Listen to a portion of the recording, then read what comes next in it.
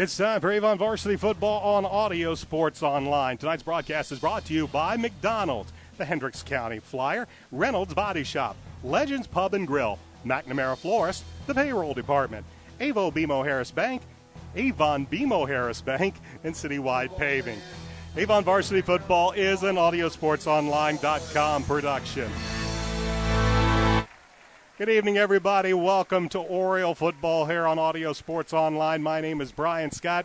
We are at McCutcheon High School up in Lafayette, Indiana, as the Orioles have their final regular season road game as they will take on the Mavericks from McCutcheon High School. Avon coming off of a huge win last Friday as they had no problems taking on Lafayette Jefferson, winning that game by the score of 54-14. For Avon, well, they got scores from all aspects of their team. They had a touchdown on offense, they had a touchdown on defense, and they had a touchdown on special teams, and that was just the first 6 minutes of the first quarter. In the end, it was not a problem for the Orioles on homecoming as they racked up a 28-0 lead in the first quarter. It was 35-0 after one play in the second quarter, and the Orioles just pretty much moved on from there in the victory against Lafayette Jefferson. Stars of the game, well, it was pretty much everybody everywhere. David Shaw, he ran it for 49 yards on 8 carries. Derek Tenick, 6 carries for 68 yards. Tywan Johnson saw some action late in that contest, and he racked up 61 yards on 9 carries. Meanwhile, passing for the Orioles, Brandon Peters, 10 of 12, 169 yards, and 3 touchdowns on the day, all to Cress Kimbrough. Kimbrough on the evening and finished up with 5 catches for 100 yards and 3 touchdowns. Orioles got a pick 6 from David Griffith. Nick Hanlon once again in on a block punt. He provided the block, and they ended up getting 6 points on that. So all in all, for Coach Mark Bless and the Orioles, you really couldn't have asked for a better game last week as they had no problems handling the Broncos. Now they head to the road. We have 2 more games left in this regular season, and by the end of this weekend, the Orioles will know who their sectional opponent will be as the sectional draw will be taking place this Sunday. We'll be back after these messages and preview tonight's game between the Orioles and the Mavericks of McCutcheon. This is Oriole Football on Audio Sports Online. Right now at all Avon and Brownsburg McDonald's, you can check out the brand new Mighty Wings. Mighty Wings are hearty bone-in chicken wings that are crispy and breaded with a spicy kick. Available in 3-piece, 5-piece, or 10 pieces, a 3-piece is only $2.99 at all Avon and Brownsburg McDonald's.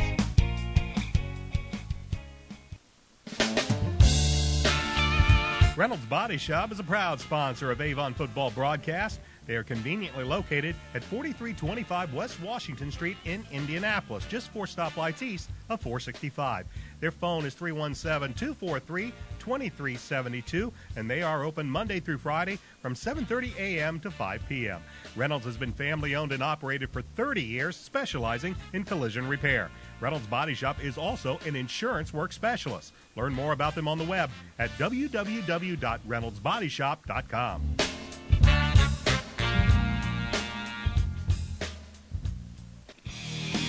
Tune in to xrbradio.com every Friday at 5:30 for the McDonald's Hendricks County Sports Show. Join me, Brian Scott, for a full hour as I interview coaches and student athletes from Brownsburg and Avon High Schools. You can also watch the taping in person at a McDonald's near you every Wednesday night. Check out the McDonald's Hendricks County Sports Show broadcast page at xrbradio.com or audiosportsonline.com for store locations. If you're a business owner, with or without employees, you're probably wondering about your payroll. Is it being prepared correctly? Are the right amount of taxes being taken out? What about child support, workman's comp, auditing, unemployment, Social Security, local taxes, payroll deductions? It can be a bit overwhelming, but we've got the answer for you. The Payroll Department Incorporated. We'll take care of all those payroll headaches and manage any unique deductions that apply to your company. We offer several ways to submit your payroll and provide you with customized timesheets for reporting. The Payroll Department Incorporated, located at 701 North Green Street in Brownsburg. Sweet treat. Senior night here at McCutcheon High School, as this game's going to be a little bit delayed and getting kicked off tonight. Brian Scott welcome you to McCutcheon High School as the Orioles will take on the McCutcheon Mavericks. Both these teams come into this game ranked. The Orioles last week, well, they were ranked 15th in Class 6A. They retained that ranking this week. And the McCutcheon Mavericks, they're ranked 17th in Class 5A, even though they have a 3-4 record. The Mavericks, well, they've played pretty well. They started off this season with a loss at Brownsburg, but then ran off 3 straight wins, including one against the Zionsville Eagles, but losses to Noblesville, Fishers, and Westfield. 3 in a row. That's pretty much got the Mavericks on a 3-game losing streak and looking to turn things around before they have to finish on the road at Hamilton Southeastern. For the McCutcheon Mavericks, well, it's a pretty simple story on the keys to this game. Stop Nate Deno. Nate Deno currently leading the Hoosier Crossroads Conference in rushing. He has, on the season, he has garnered over 1,000 yards and 10 touchdowns on the season. They will also get rushing from Blake Elming. He has 462 yards and 5 touchdowns. The question will be, who will the Mavericks start at quarterback tonight? Their listed starter, according to the depth chart, is junior quarterback Jamie Fryer, but it was the backup sophomore Aaron Phillips that did most of the damage last week in a loss to Westfield. Phillips last week, 12 of 24, 331 yards. He threw 3 touchdowns, also was picked off twice. Nate Deno in that game, not a whole lot of rushing yardage, only 52 yards on 14 carries and 1 rushing touchdown. However, he was the recipient of 3 Phillips touchdown passes, as he caught 5 passes for 125 yards and 3 touchdowns. Blake Elming also into the game, in the touchdown game, as he received 1 from Fryer for 44 yards and a touchdown. So pretty much the story with the Mavericks, you want to stop their running game. They come in as one of the best rushing teams in the Hoosier Crossroads Conference. They have racked up over 1,600 yards on the ground this season. And then passing, well, the team is not going to be one of the bigger passing teams in the HCC. They like to do ball control. So far on the season, as I mentioned, their starting quarterback, Jamie Fryer, 239 yards, 3 touchdowns. He's 15 for 33 on the season, while Aaron Phillips is 22 of 50 for 417 yards, 3 touchdowns, but 5 picks. So it's really going to be a ball control game when you talk about the McCutcheon Mavericks, and that is something that the Avon Orioles have had a lot of success in dealing with this season. When you take a look at the average rushing yards on the season, or yards per attempt, opponents are only averaging about 3 yards per carry. That's not too bad. But the Orioles recently, they've done a very, very good job against Jeff.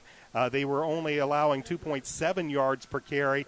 And before that, you go to the game against Brownsburg, you take away the big Toksok and Rabati run, and the Orioles had done a fantastic job in limiting the Bulldogs' rushing attempts. On the season, they're only allowing 224 yards per game. It's been this Oriole defense that has been the key all season long. Again, we take a look in the woulda, coulda, shouldas. This is a team that is 4-3. They could easily be 6-1. The 2 losses, Westfield and Fishers, grand total at 3 points. But right now, it is progression. It is progress. When Coach Mark Blex takes a look at this team, he knows he has a strong defense, and the offense, well, that's been progressing as well. For sophomore quarterback Brandon Peters, he is 67 for 167 completions on 113 attempts. He has thrown for over 987 yards and 11 touchdowns. Did throw a pick that snapped a string of about 4 games in a row for Peters, but it didn't hurt the Orioles last week. And again, he had a very, very efficient game. We saw Cress Kimbrough get 100 yards receiving. He's so far got 584 yards receiving on the season with 8 touchdowns. Sam Bloom got only 1 catch last week, and Matt Moore only 2 catches for 37 yards. But it's been Cress Kimbrough, the big playmaker for Avon, pretty much all season long. Rushing, well, that's where the Orioles' strength lies. David Shaw, another fine game against Lafayette Jefferson. Again, 8 carries for 49 yards. He now has 828 yards on the season and 4 touchdowns. Derek Tennant had 16 carries for 68 yards and a touchdown last week. So the Oriole rushing attack has been very, very strong, and they'll look to see if they can continue this against a Maverick team that coming into this season, or into this game, I should say, they are giving up a little more than 29 points per game while scoring 25. Well, for the Orioles, well, they're scoring now a little over 27 points per game and only giving up slightly less than 16 points a game. We're going to take a timeout as we're about ready to start the festivities here at McCutcheon High School. Again, a little bit of a delay tonight as they are having senior night festivities. We'll have the coin toss and the kickoff between the Orioles and the Mavericks when we come back. This is Oriole Football on Audio Sports Online. Sweet Treats of Avon is closed for remodeling until November 7th. That's when it will reopen under a new look and new name, Chicago's Pizza Express. They're located at Dan Jones and Rockville Road behind CVS Pharmacy in Avon. Find out more on November 7th when Sweet Treats opens up as the new Chicago's Pizza Express. Same great owners, but a whole new look and new menu.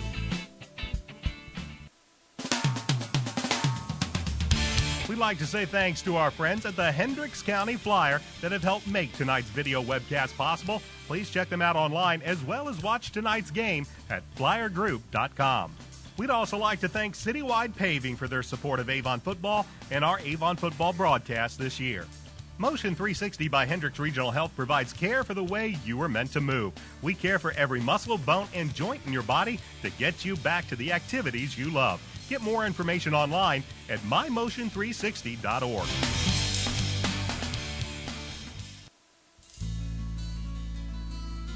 Did you know that Nelson Jewelers in Brownsburg has been serving Hendricks County and the west side of Indianapolis with an extensive selection of finer diamonds and gemstones since 1958?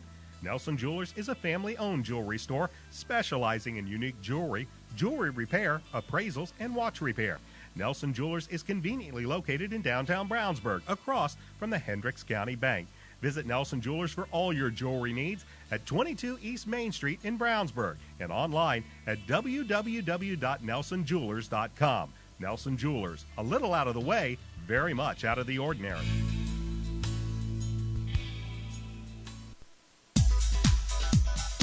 Legends Pub and Grill is located at 1100 North State Road 267 in Avon. They're open Monday through Saturday from 11 a.m. to 3 a.m. and on Sunday from noon to midnight. They're Indy's West Side hotspot, having a DJ and dancing on Saturday nights. For more information, check Legends Pub and Grill out on Facebook or call 272-9040.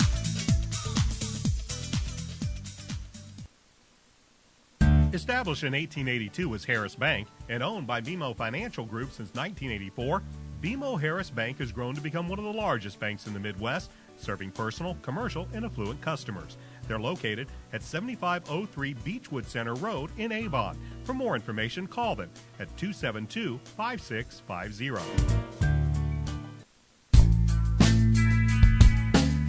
McNamara Florist is Indy's hometown florist since 1954, with 8 convenient locations, including the new Avon store on Rockville Road. McNamara Florist is famous for our floral designs for all occasions that help our clients express their emotions through flowers.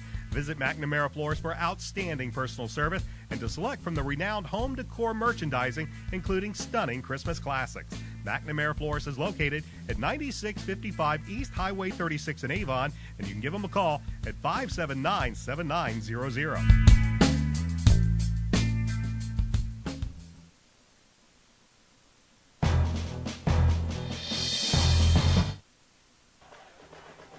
Brian Scott back at McCutcheon High School, where we get ready for tonight's contest between the Avon Orioles and the McCutcheon Mavericks.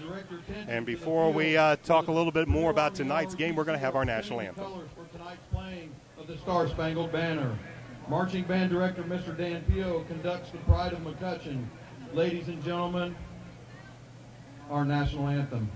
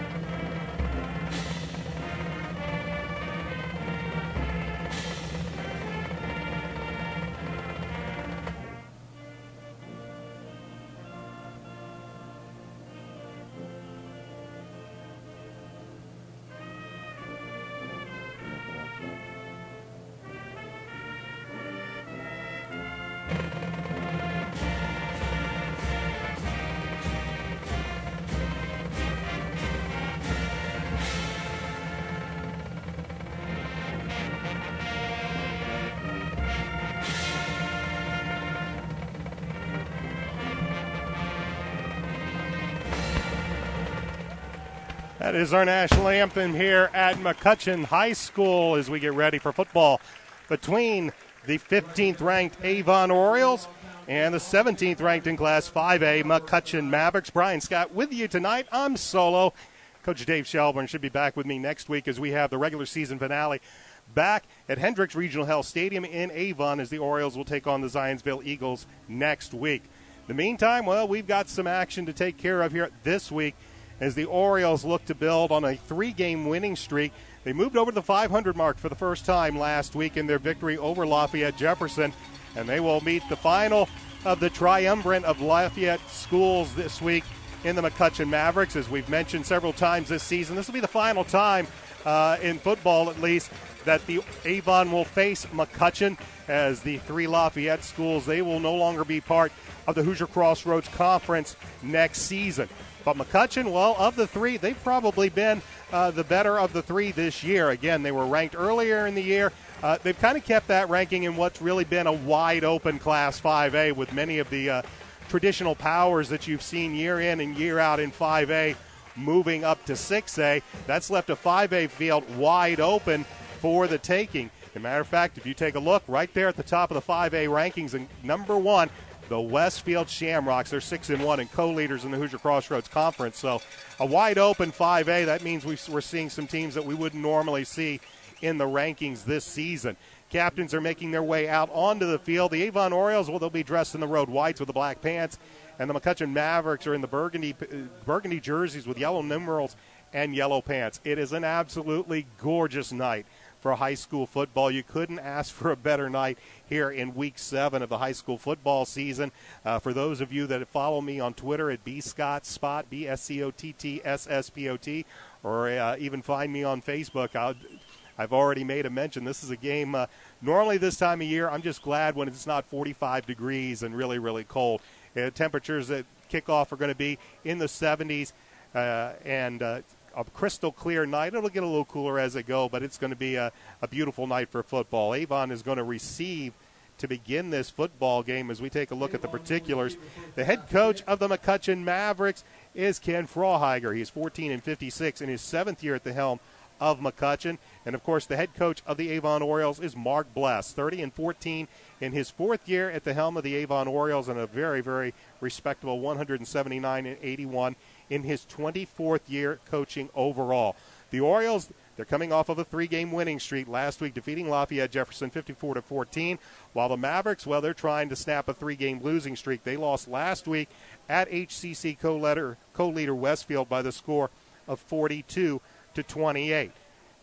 So we'll see what happens here tonight. Orioles looking to continue to build as we roll on towards sectionals that we'll know sectional opponents after this weekend.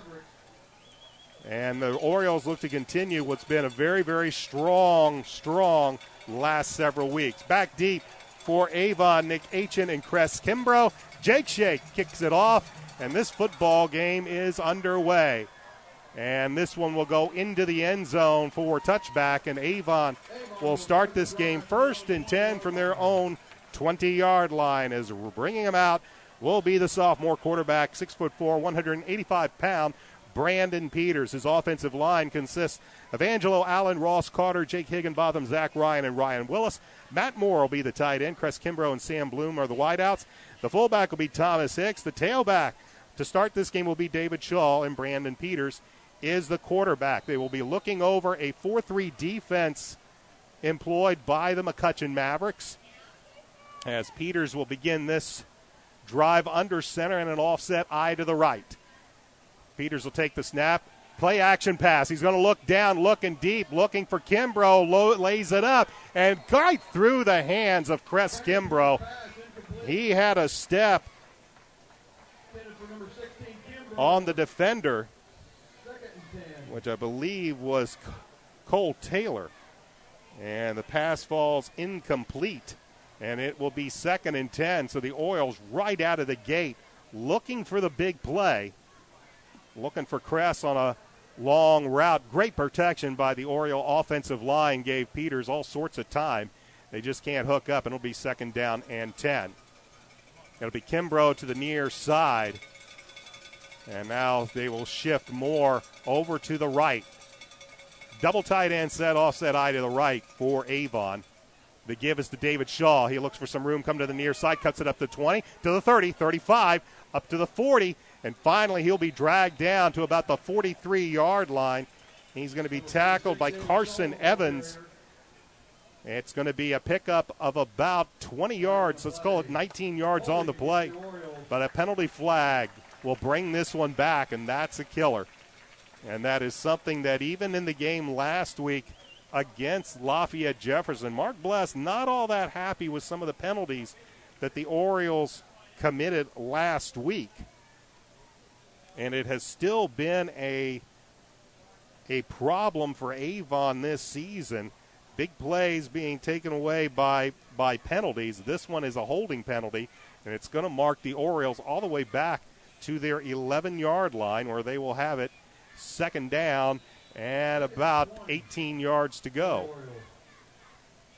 This time Peters will work out of the gun. He'll have Shaw to his left. Mavericks bring a blitz from the outside. It's picked up well. Here's a pass to Kimbrough, and the pass is complete as Kimbrough is able to hold on as Kobe Miller with the hit.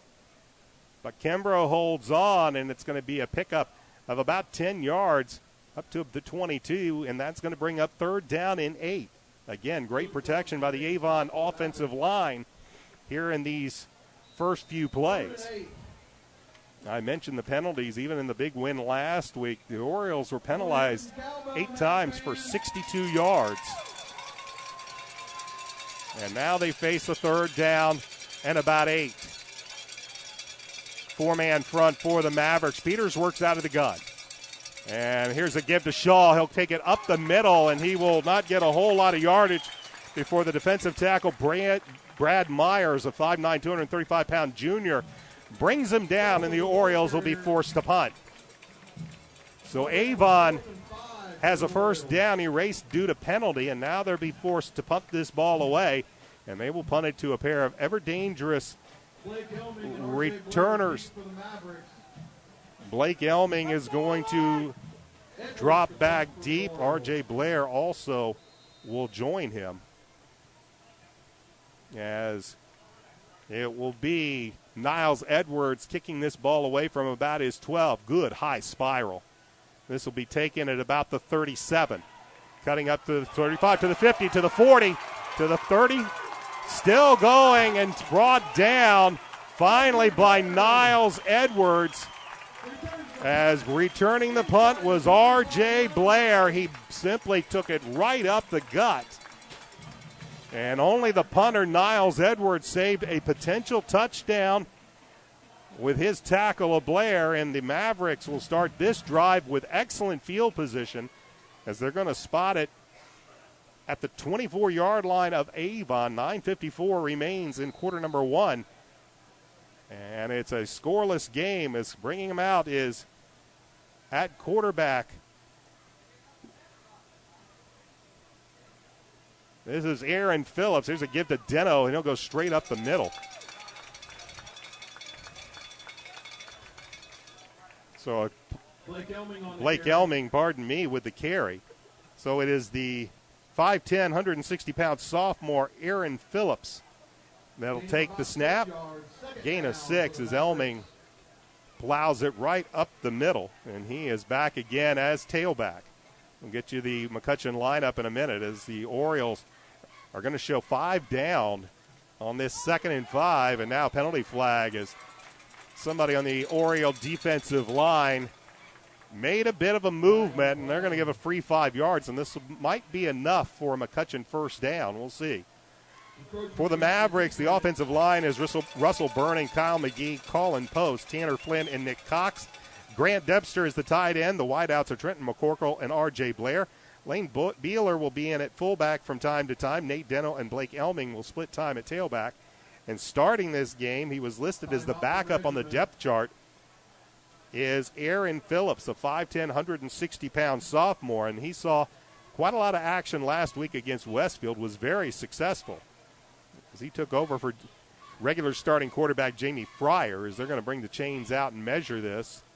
And when they stretch it out, they're going to stare at it. And they'll give him a first down. Referee had to bend down, look very, very closely, but once the chains are stretched, they signal a McCutcheon first down. So a good punt return, a good run up the middle by Elming, and Mavericks have it 1st and 10 at just inside the 15-yard line. Elming was 7 yards back as Phillips bends under center. He'll give it to Elming, and Elming's going to be met and dropped. Joe Belden comes in and makes the tackle from the defensive end.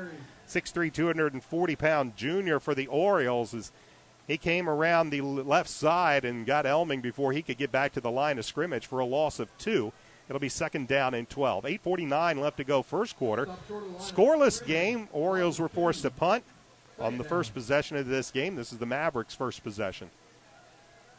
They'll send R.J. Blair out to the far side, McCorkle to the near side, and firing the pass is Phillips. He was looking for intended for R.J. Blair. Ryan Bradley in coverage for Avon. And that's going to bring up 3rd down and 12 for the Mavericks of McCutcheon. Phillips gets the play from the sideline as the Orioles have shown a 5-down front. They've shown a 4-down front, and on 3rd and long, they are going to show, again, a 5-down front. Here's a linebacker blitz. Phillips throws it up, looking for Blair. Passes actually Nate Deno. It was intended for Nate Deno. David Griffith, among others, in coverage, and the pass falls incomplete short, and that'll bring up 4th down for the Mavericks. And Jake Shake, who is one of the better kickers in the Hoosier Crossroads Conference, is going to come out for what looks to be a 33-yard attempt.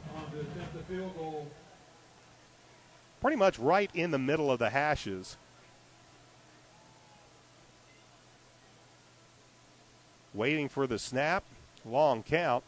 High snap, but a good hold. Kick is up, and with plenty of leg, Shake buries it from 33 yards out, and the Mavericks strike first on Shake's 33-yard field goal. And with 8:23 left to go in the first quarter, it's McCutcheon 3, Orioles nothing. Back with a kick after this. This is Oriole football on ASO. Right now at all Avon and Brownsburg McDonald's, you can check out the brand new Mighty Wings. Mighty Wings are hearty bone-in chicken wings that are crispy and breaded with a spicy kick. Available in 3-piece, 5-piece, or 10 pieces, a 3-piece is only $2.99 at all Avon and Brownsburg McDonald's.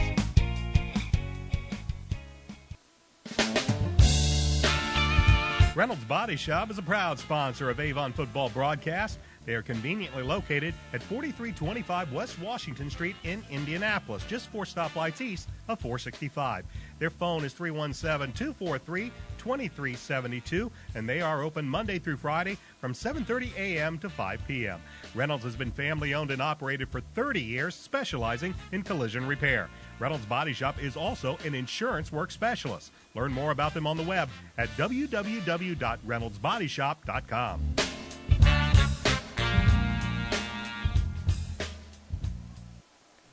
Mavericks get good field position after the punt. They get a first down, but Joe Belden's tackle of Blake Elming in the backfield set up a long situation for the Mavericks, and they're forced to settle for a 32-yard Jake Shake field goal. The kickoff goes into the end zone for a touchback, and the Orioles have their second possession, trailing 3-0 with 8:23 left to go in this first quarter.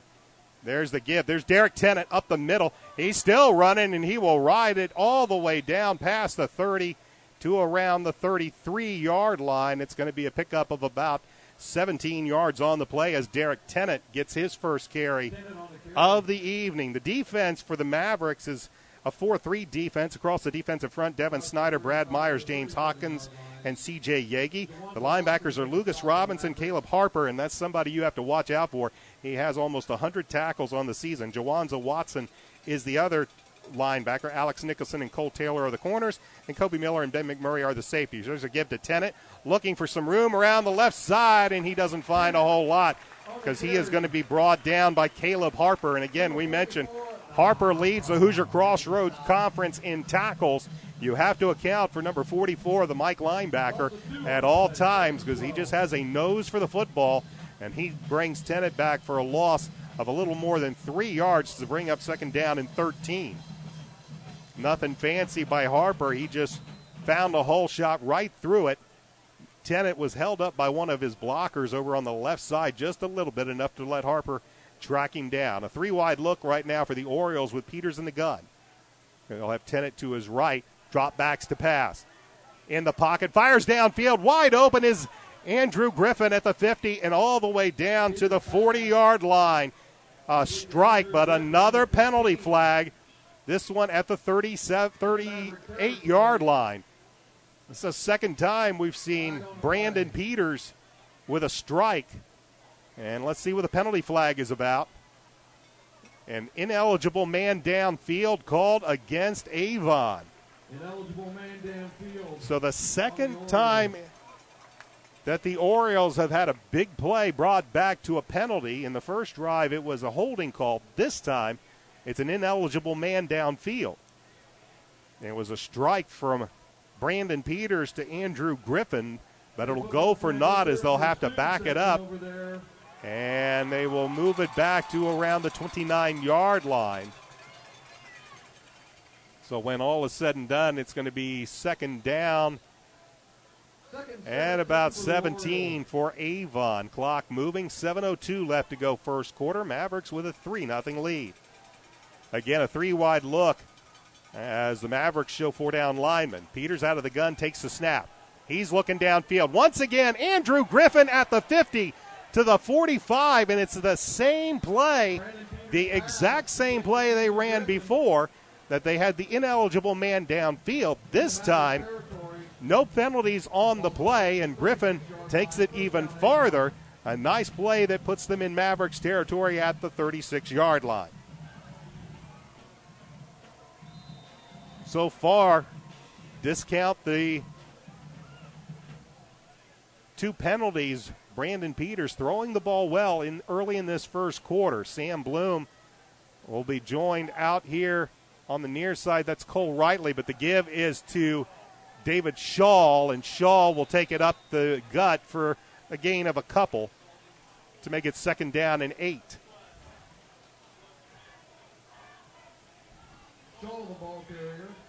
Again, a beautiful night for football here in central Indiana. The student section here at McCutcheon, they're taking advantage of their final home regular season game. They are all dressed up for Halloween. As the Orioles now head to the line of scrimmage for this second down and 8. That's Cress Kimbrough to the near side. Orioles with an unbalanced line right with an I backfield. Peters will give it to Shaw. Shaw right up the middle to the 30, past the 30, and they'll mark him down at the 28-yard line. It'll be a pickup of about 7 on the play, and that's going to bring up a 3rd and short for Avon. We saw a lot of this, as Coach Dave Shelbourne mentioned last week against Lafayette Jefferson, with the Orioles moving to more of an unbalanced look. This time they had an unbalanced line right, but they chose to give it to Shaw right up the middle. Derek Tennant now in at tailback as Cress Kimbrough is the wide out to the near side. 3rd down, call it 3 for Avon. Mavericks showing blitz. The give is to Tennant. Now we have penalty flags that will stop this play.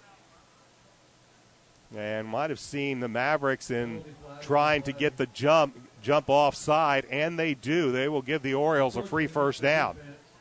Caleb Harper and the other linebackers looking like they were going to bring the house to try to stop Tennant on what they thought was going to be a designed run into the heart of the line.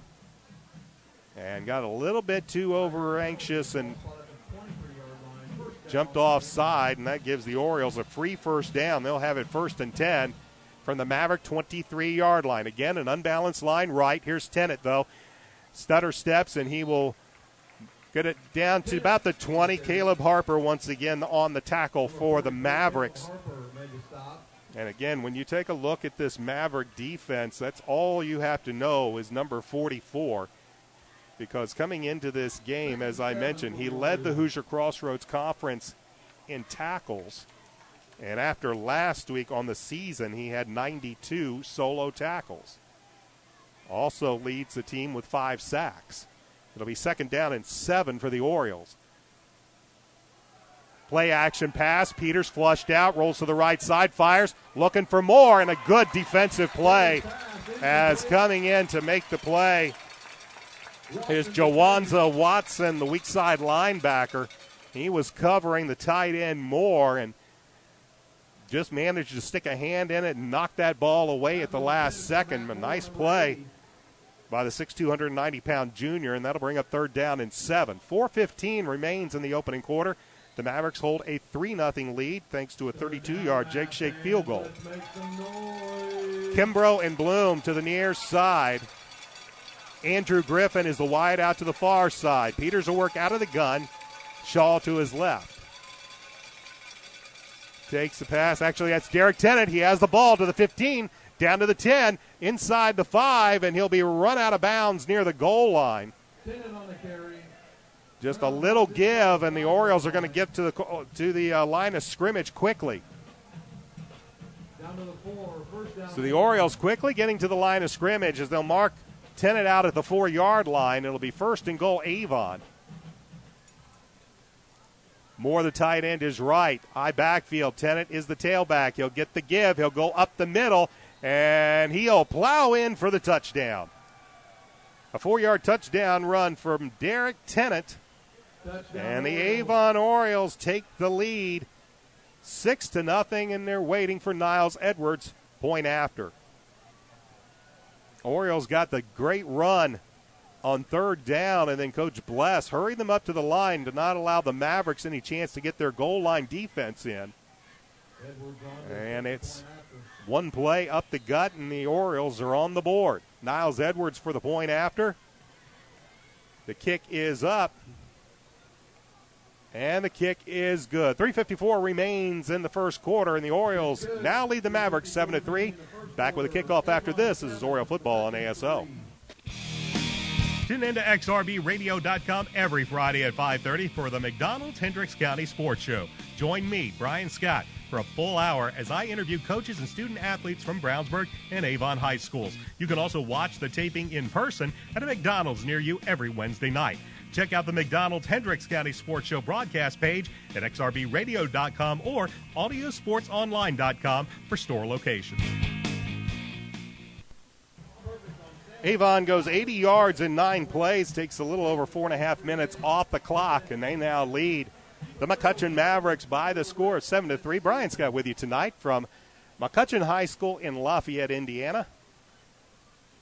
Working solo tonight, the Indiana Football Hall of Famer Dave Shelbourne should be back with me next week for the Orioles' regular season finale at home against the Zionsville Eagles. R.J. Blair and Blake Elming. It's Blair back deepest as Alex Steffen is ready to kick this one away. Steffen puts a right foot into it, kicks it low, and it's going to bounce, and now it's going to bounce, and it's going to have to be picked up and fallen on at the 5-yard line. A low kick, and eventually, with nobody going back to recover the ball, I believe it was Nate Deno that just fell on it to make sure that the Mavericks didn't have an Oriole come down on a live ball, and it puts the Mavericks in a hole as they'll start 1st and 10 from their own 5-yard line, trailing 7-3 with 3:53 left to go in the opening quarter. Mavericks, Aaron Phillips under center. They'll work with an offset eye to the left, trying to buy them some room here on what's going to be a run. And the ball is fumbled in the end zone. Phillips was trying to get it to Deno. Let's wait to see what the officials say. And still calling. It's a touchdown. It's recovered by Avon in the end zone. Aaron Phillips had some trouble with a handoff with Nate Deno. Did not see who came away with the football. Mac Duffin getting some hands and high fives, so we might give it to the big defensive tackle. But a major miscue on back-to-back plays by the Mavericks. And now the Orioles for the second time, have scored a touchdown on defense. Scored one last week against the Broncos. Now they have one on a fumble in the end zone by the Mavericks, recovered by the Orioles. Edwards' kick is up, and it is good. 3:47 left to go in the first quarter, and the Orioles out in front 14-3, back with a kick. This is Oriole football on ASO. If you're a business owner with or without employees, you're probably wondering about your payroll. Is it being prepared correctly? Are the right amount of taxes being taken out? What about child support, workman's comp, auditing, unemployment, Social Security, local taxes, payroll deductions? It can be a bit overwhelming, but we've got the answer for you. The Payroll Department Incorporated. We'll take care of all those payroll headaches and manage any unique deductions that apply to your company. We offer several ways to submit your payroll and provide you with customized timesheets for reporting. The Payroll Department Incorporated, located at 701 North Green Street in Brownsburg. The Avon Orioles defense once again comes up with a touchdown. This time it was a Maverick fumble in the end zone. It looked like Aaron Phillips trying to hand the ball off to Nate Deno, did not get the handoff cleanly. And under the scrum in the end zone, the officials say the Orioles came away with it. We believe Mac Duffin came away with the ball. So we'll credit him for the touchdown as Steffen kicks this one off. Another low kick. This one's going to be picked up at about the 13, though, and running straight ahead is Blake Elming. He's finally going to be brought down on a play by Zach Williams, but a great return by Elming. It was touched by an up man, but Elming was able to get his hands on it, and he will return it. They'll spot the ball at the Maverick 45-yard line, but the Mavericks, who just less than 20 seconds ago led 3-0, find themselves now trailing 14-3. But they'll have the ball with 3:38 remaining in this first quarter as Phillips brings the offense out. They'll bring a man in motion, but somebody will jump as once the Mavericks sent Trenton McCorkle in motion, one of the Orioles jumped on defense, and that's going to be a free 5 yards. So once again, penalties rearing their ugly head for Avon early in this game. It stymied their first drive of this game. The Orioles were able to overcome it on their second drive, but now after getting a touchdown on defense and a good return by the Mavericks, a penalty puts the ball at midfield for McCutcheon, 1st and 5. Phillips will bring McCorkle in motion to the near side. Here's a give to Elming right up the middle. He'll gain about 3 yards before he is brought down. Tackle by Avon's Isaiah Robinson, as Elming will pick up about 3 yards on the play. I'll call it 2 yards on play. It'll be second down and 3. 3:10 and the clock is moving here in the first quarter. Avon with a 14-3 lead. Here is a give to the fullback, who will get maybe about a yard on the play. I think that's Lane Beeler. Beeler with the carry, and he'll only gain about a yard, and that's going to bring up a third down and about 2 for the Mavericks. At the ball will be spotted at the Oriole 47-yard line.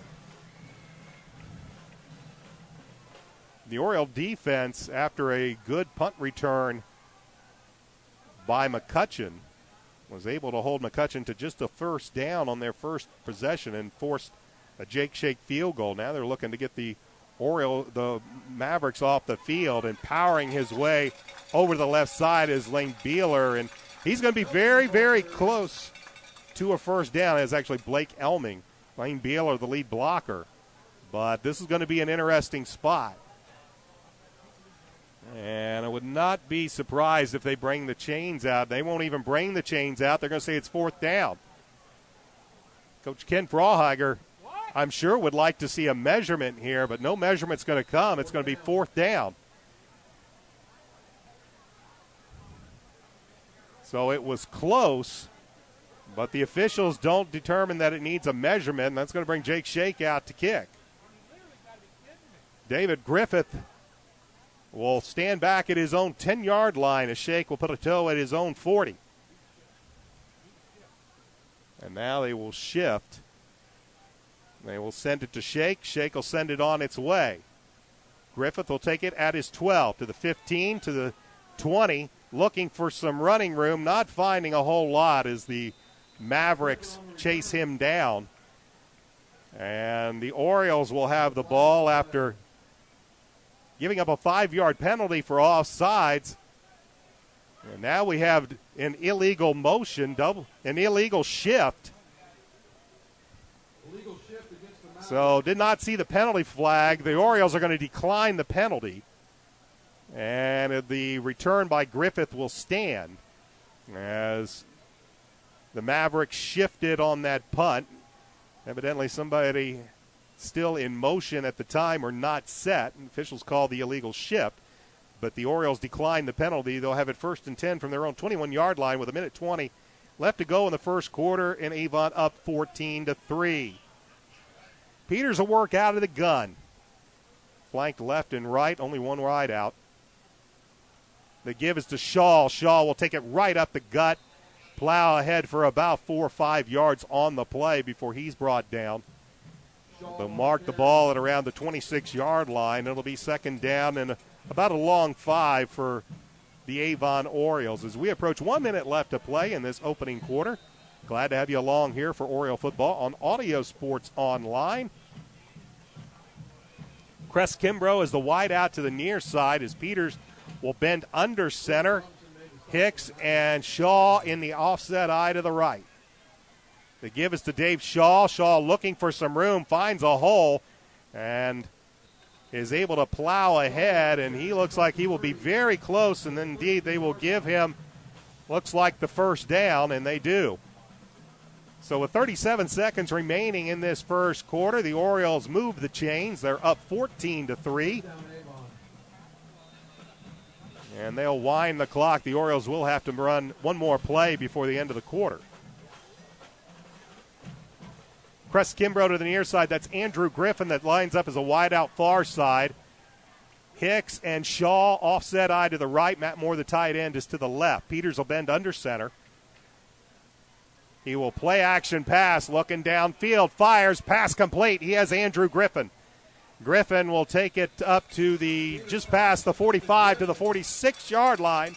It'll be a pickup of about 14 on the play as the clock stops as they'll move the chains with 8.1 seconds. We talked to Coach Mark Bless about Griffin moving over to the offensive side of the ball. We saw that during the Brownsburg game. And he said, when all is said and done, Andrew may be one of the best wide receivers the Orioles have. And he has shown it here early tonight. That's the end of the first quarter, and the Avon Orioles lead the McCutcheon Mavericks by the score of 14-3. Back with second quarter action after this. This is Oriole football on Audio Sports Online.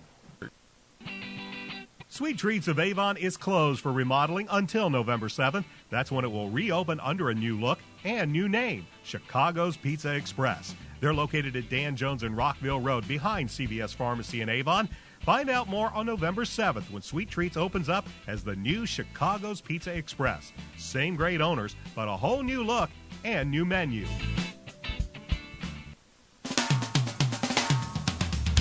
We'd like to say thanks to our friends at the Hendricks County Flyer that have helped make tonight's video webcast possible. Please check them out online as well as watch tonight's game at flyergroup.com. We'd also like to thank Citywide Paving for their support of Avon football and our Avon football broadcast this year. Motion 360 by Hendricks Regional Health provides care for the way you were meant to move. We care for every muscle, bone, and joint in your body to get you back to the activities you love. Get more information online at mymotion360.org. Welcome back to McCutcheon High School. Second quarter about to begin. Brian Scott with you tonight on Audio Sports Online. Avon with a 14-3 lead, a 4-yard touchdown run by Derek Tennant, and then a Mac Duffin recovery of a fumble in the end zone have given the Orioles 2 touchdowns in the first quarter, and now they'll have it 1st and 10 from just beyond their own 45-yard line to begin the second quarter. It's the fourth play of the drive. A little quick hitch to Kimbrough. Kimbrough looks for some room, and he'll be chased out of bounds across midfield. Is coming in to making sure he doesn't go any further is the cornerback Alex Nickerson. But it's a gain of about 7 on the play as the Orioles move the ball into Maverick territory at the 48-yard line. It'll be second down in about 3. Just underway in the second quarter. Andrew Griffith will be the wide out to the far side. Nick Aitchen comes to the near side for the Orioles. The give is to Shaw. Shaw up the middle to the 40, to the 35, still on his feet, being stood up but will not go down.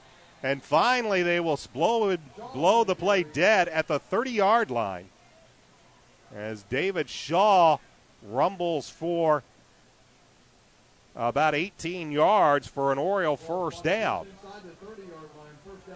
Spotted inside the 30, closer to the 29-yard line. It'll be 1st and 10, Avon.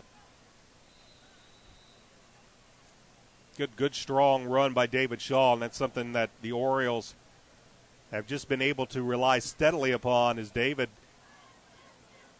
gets through the initial line of attack and just drags defenders with him. He'll line up to the right of Peters, who will work out of the gun. Brandon will give it to Shaw. Shaw eludes one tackle, goes over to the right side, and will finally go down after gaining about 5 yards. The McCutcheon defender had a shot at him about at the line of scrimmage, but Shaw able to elude that tackle. And he'll gain 6 yards on the play down to about the 24-yard line. It'll bring up second down and 4 for Avon. Clock shows 10:57 left to go first half, and Avon has a 14-3 lead. Kimbrough to the far side. That's Griffin to the near side. Derek Tennant now in at tailback. Hicks is the fullback, offset eye to the left. Tight end is left. And the give is to Tennant. Derek will be gaining a couple of yards before he is brought down, as it looks like Brad Myers, the 5'9", 235-pound junior tackle, was able to halt Tennant's progress after a gain of just a couple. And that's going to bring up a 3rd down and 3 for the Orioles. This will be the 8th play of this drive. It's started at the Oriole 21-yard line. Logan White is the wide out to the far side. Andrew Griffin to the near side. Now they'll bring White in motion and line him up tight end right. Peters out of the gun. Looks. Mavericks come. The give is a keeper. As Peters is going to be brought down. Lucas Robinson, a 6', 180-pound junior linebacker, shot through and able to drag Peters down for a couple of yard loss. It'll bring up 4th down and about a long 5. Ball spotted at the 25-yard line, and Coach Mark Bless is going to leave his offense on the field. It would be about a 43-yard field goal, but Coach Bless electing to leave the offense on the field. Tennant will be the tailback. They'll go with a jumbo set. Mavericks showing blitz. Peters maybe trying to draw him off sides, and now the play clock will wind down, and Avon will call a timeout before it reaches 0. We'll take a timeout as well. 9:04 left to go first half. Avon leads McCutcheon 14-3. This is Avon Oriole football on Audio Sports Online. Did you know that Nelson Jewelers in Brownsburg has been serving Hendricks County and the west side of Indianapolis with an extensive selection of finer diamonds and gemstones since 1958? Nelson Jewelers is a family-owned jewelry store specializing in unique jewelry, jewelry repair, appraisals, and watch repair. Nelson Jewelers is conveniently located in downtown Brownsburg, across from the Hendricks County Bank. Visit Nelson Jewelers for all your jewelry needs at 22 East Main Street in Brownsburg and online at www.nelsonjewelers.com. Nelson Jewelers, a little out of the way, very much out of the ordinary. After trying to get the Mavericks to draw them off sides, Coach Bless will send Niles Edwards. This is a 42-yard attempt. It's a low kick, and it's going to miss wide to the left. Niles just simply did not hit that one square. It just pushed off to the left. It had a low trajectory. You knew he was trying to get that low and long, but pushes it way wide to the left, and the Mavericks will hold the Orioles after the Orioles use 9 plays and end up missing the field goal. And the Mavericks will have the ball 1st and 10 from their own 20-yard line with 8:59 remaining in this first half, trailing Avon by the score 14-3. Brian Scott with you tonight from McCutcheon High School on a beautiful Friday night for football as Aaron Phillips bends under center. Here's Nate Deno looking for some room around the near side, and he's going to pick up about 6 or 7 yards before before coming in to make the tackle was Zach Williams. Matt Thompson made the stop for the Orioles. Matt Thompson also in on the tackle. Both Oriole linebackers coming over to pursue and bring down Deno, but not before Deno picks up about 6 yards on the play, 7 yards. Ball spotted at the 27-yard line. It'll be 2nd down and 3 for McCutcheon. They'll go offset eye to the left as Phillips bends under center. Wide outs to the left and right.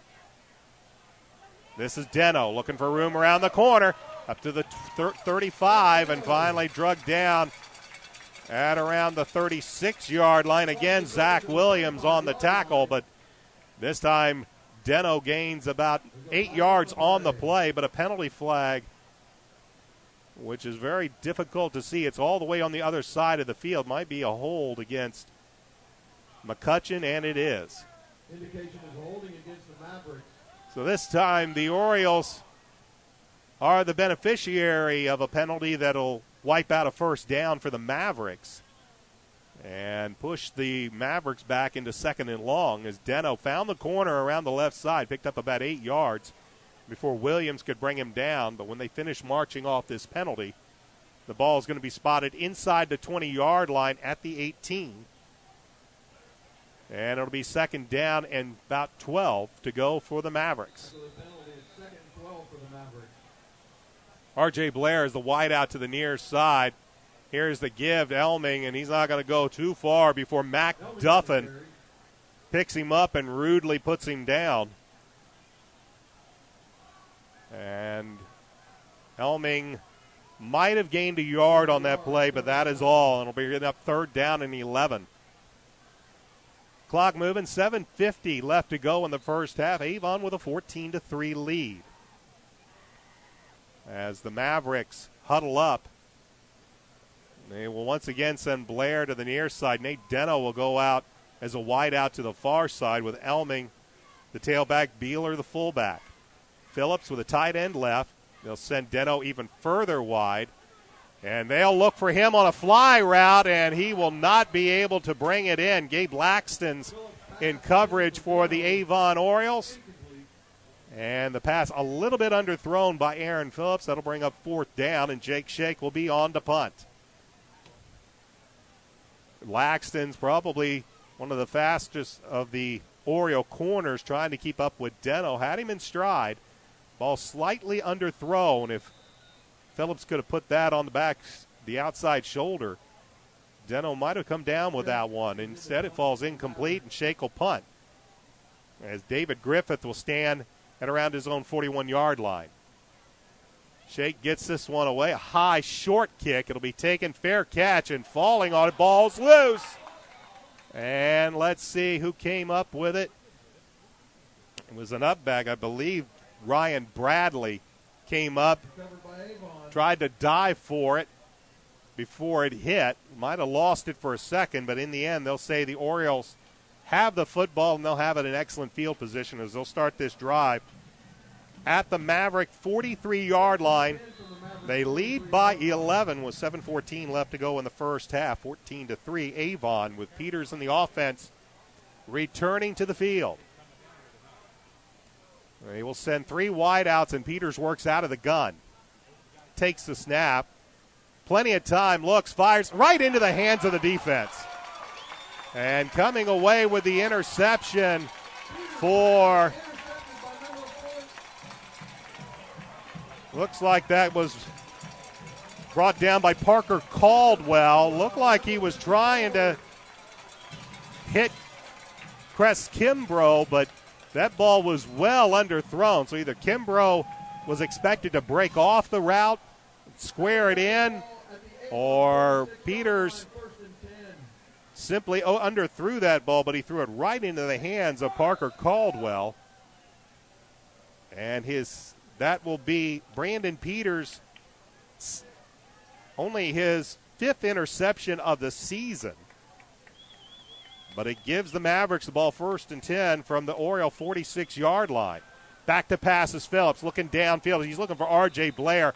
Good defense there by the Orioles' Ryan Bradley. Bradley step for step with Blair, and pass falls incomplete. It'll bring up 2nd and 10. We mentioned Peters had gone about 3 games without throwing an interception. He threw 1 pick last week against the Broncos and now throws 1 here. And this is going to be one of those ones I'm sure Coach Mark Bless is going to set him down with in the film session. High backfield. The give is to, I believe, Elming, and Elming will find very little room except a whole host of white shirts as they unpile, and it's once again Zach Williams at the bottom of that pile with the tackle, and it's a gain of maybe a half yard. Call it 3rd down and a long 9 with the nose of the football just inside the Oriole 46-yard line. 6:38 remaining in the first half. R.J. Blair and Nate Deno go out to the far right, or the far left, excuse me. Phillips flanked. He'll drop back to pass. Here comes the Oriole defense. They throw it downfield, looking for Blair, and a fine play. Gabe Laxton's cut in coverage, and he knocks the ball away at the last moment. Another fine play by the 6'3", 175-pound junior cornerback. Generally, you will find Gabe always lined up on the Mavericks' best receivers. And this second time that he's been able to knock one away. Knocked one away with a nice pass to Deno. And Jake Shake is on the punt. He'll stand at his own 40. David Griffith for the Orioles back inside his 10. Shake gets this one away. End-over-end kick. Griffith lets it bounce. Now he'll have to pick it up at his 10. Up to the 15, to the 20. Finds a hole to the 25, up to the 30. 35 and rolls over. Now penalty flag as Griffith bowled over a Maverick, and he may have put a forearm a little high to the head as he tried to bowl over the Maverick defender. Let's see what the penalty flag is all about. It was at the point of the collision between Griffith and the Maverick defender.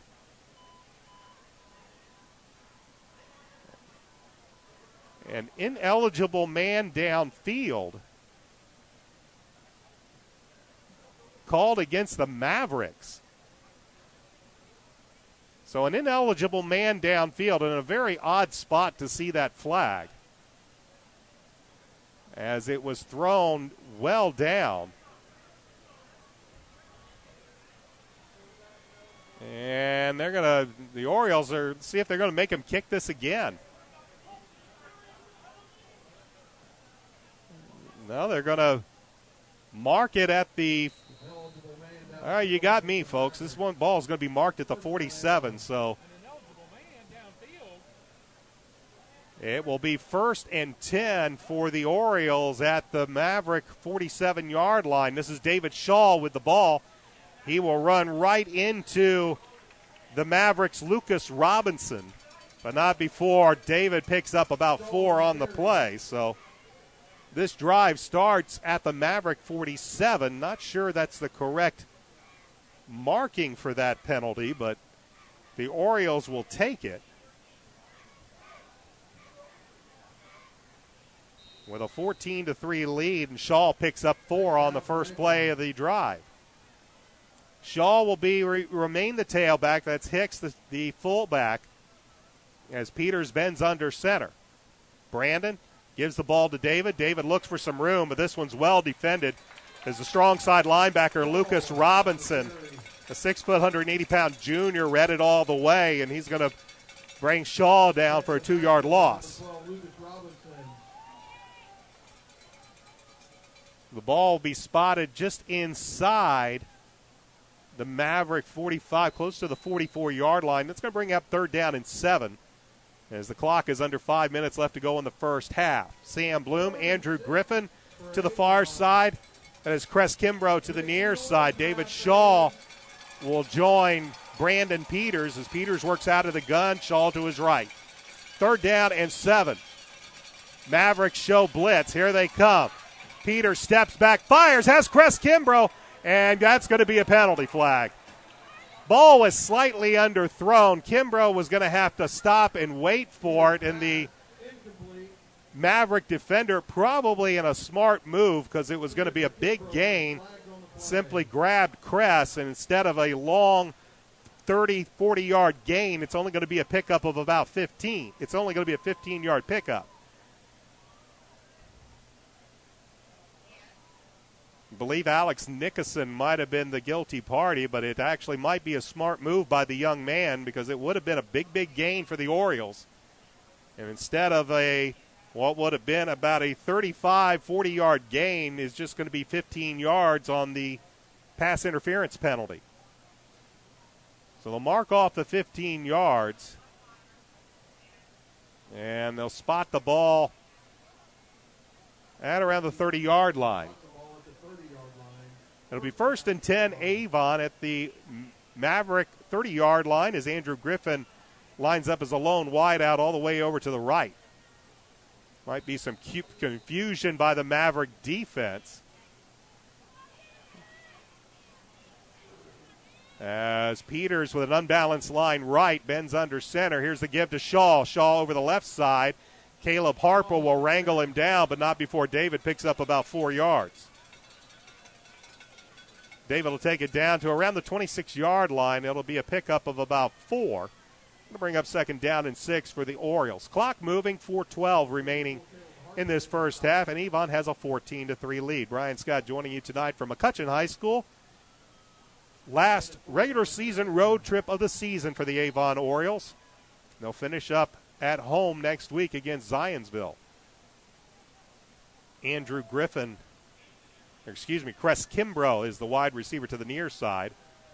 And now they will move Matt Moore over to the right.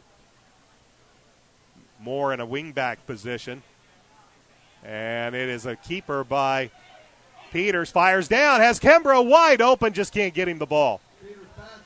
Kimbrough had snuck in behind the secondary of the Mavericks.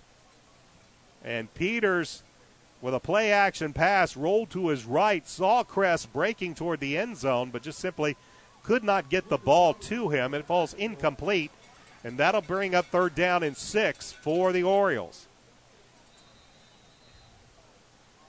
So Cress, who had started over on the near side, ran a post route and then just kept dragging across the end zone. 3 wideouts in this 3rd down and 6 for Avon. Peters works out of the gun. He will take the snap, look back, dump it off. This is Derek Tennant. Tennant to the 25, to the 20. Makes a move and trips up on his own man. And this is going to be enough, though, for an Avon 1st down. Tennant trying to make it cut back to the near side. I think tripped over one of his own men, which brought him down at about the 17-yard line. But it was enough for an Oriole 1st down.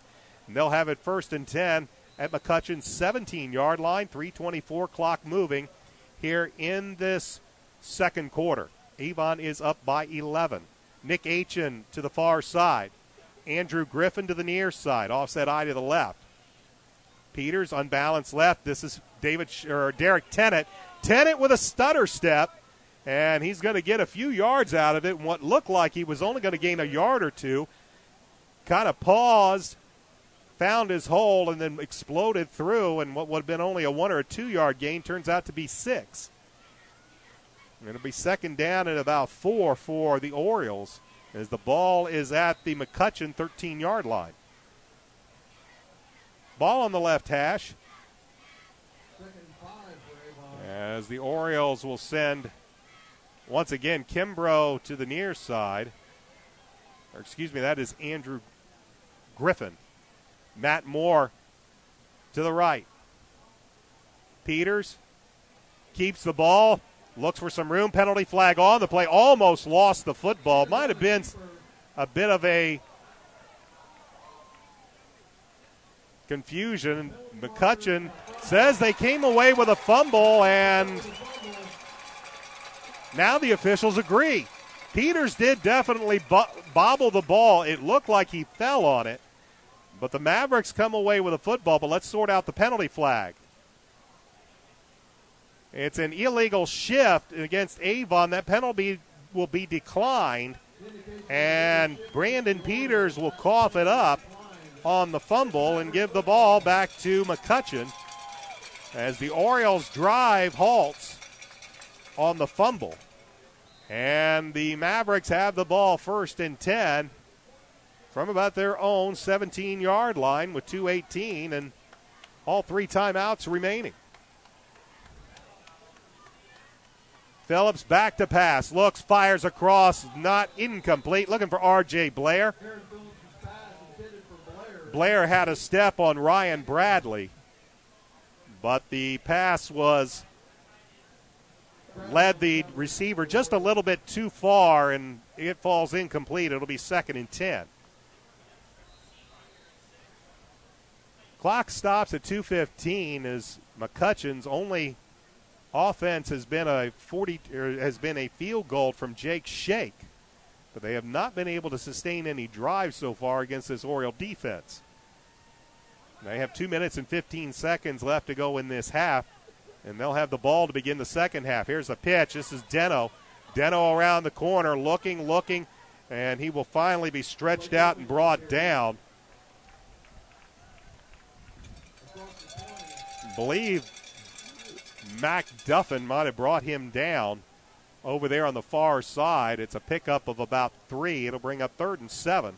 Ball just beyond the 20-yard line as the clock continues to move to 2:10. Left to go in the first half. As the Mavericks will break the huddle, they'll send 2 wideouts to the far side of the field. But the pitch is to Deno coming near side, and he's not going to find a whole lot of room.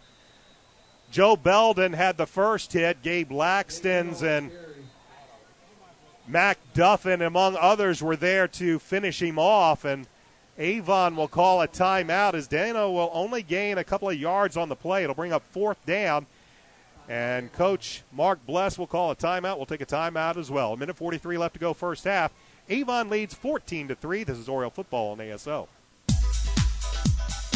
Legends Pub and Grill is located at 1100 North State Road 267 in Avon. They're open Monday through Saturday from 11 a.m. to 3 a.m. and on Sunday from noon to midnight. They're Indy's West Side hotspot, having a DJ and dancing on Saturday nights. For more information, check Legends Pub and Grill out on Facebook or call 272-9040.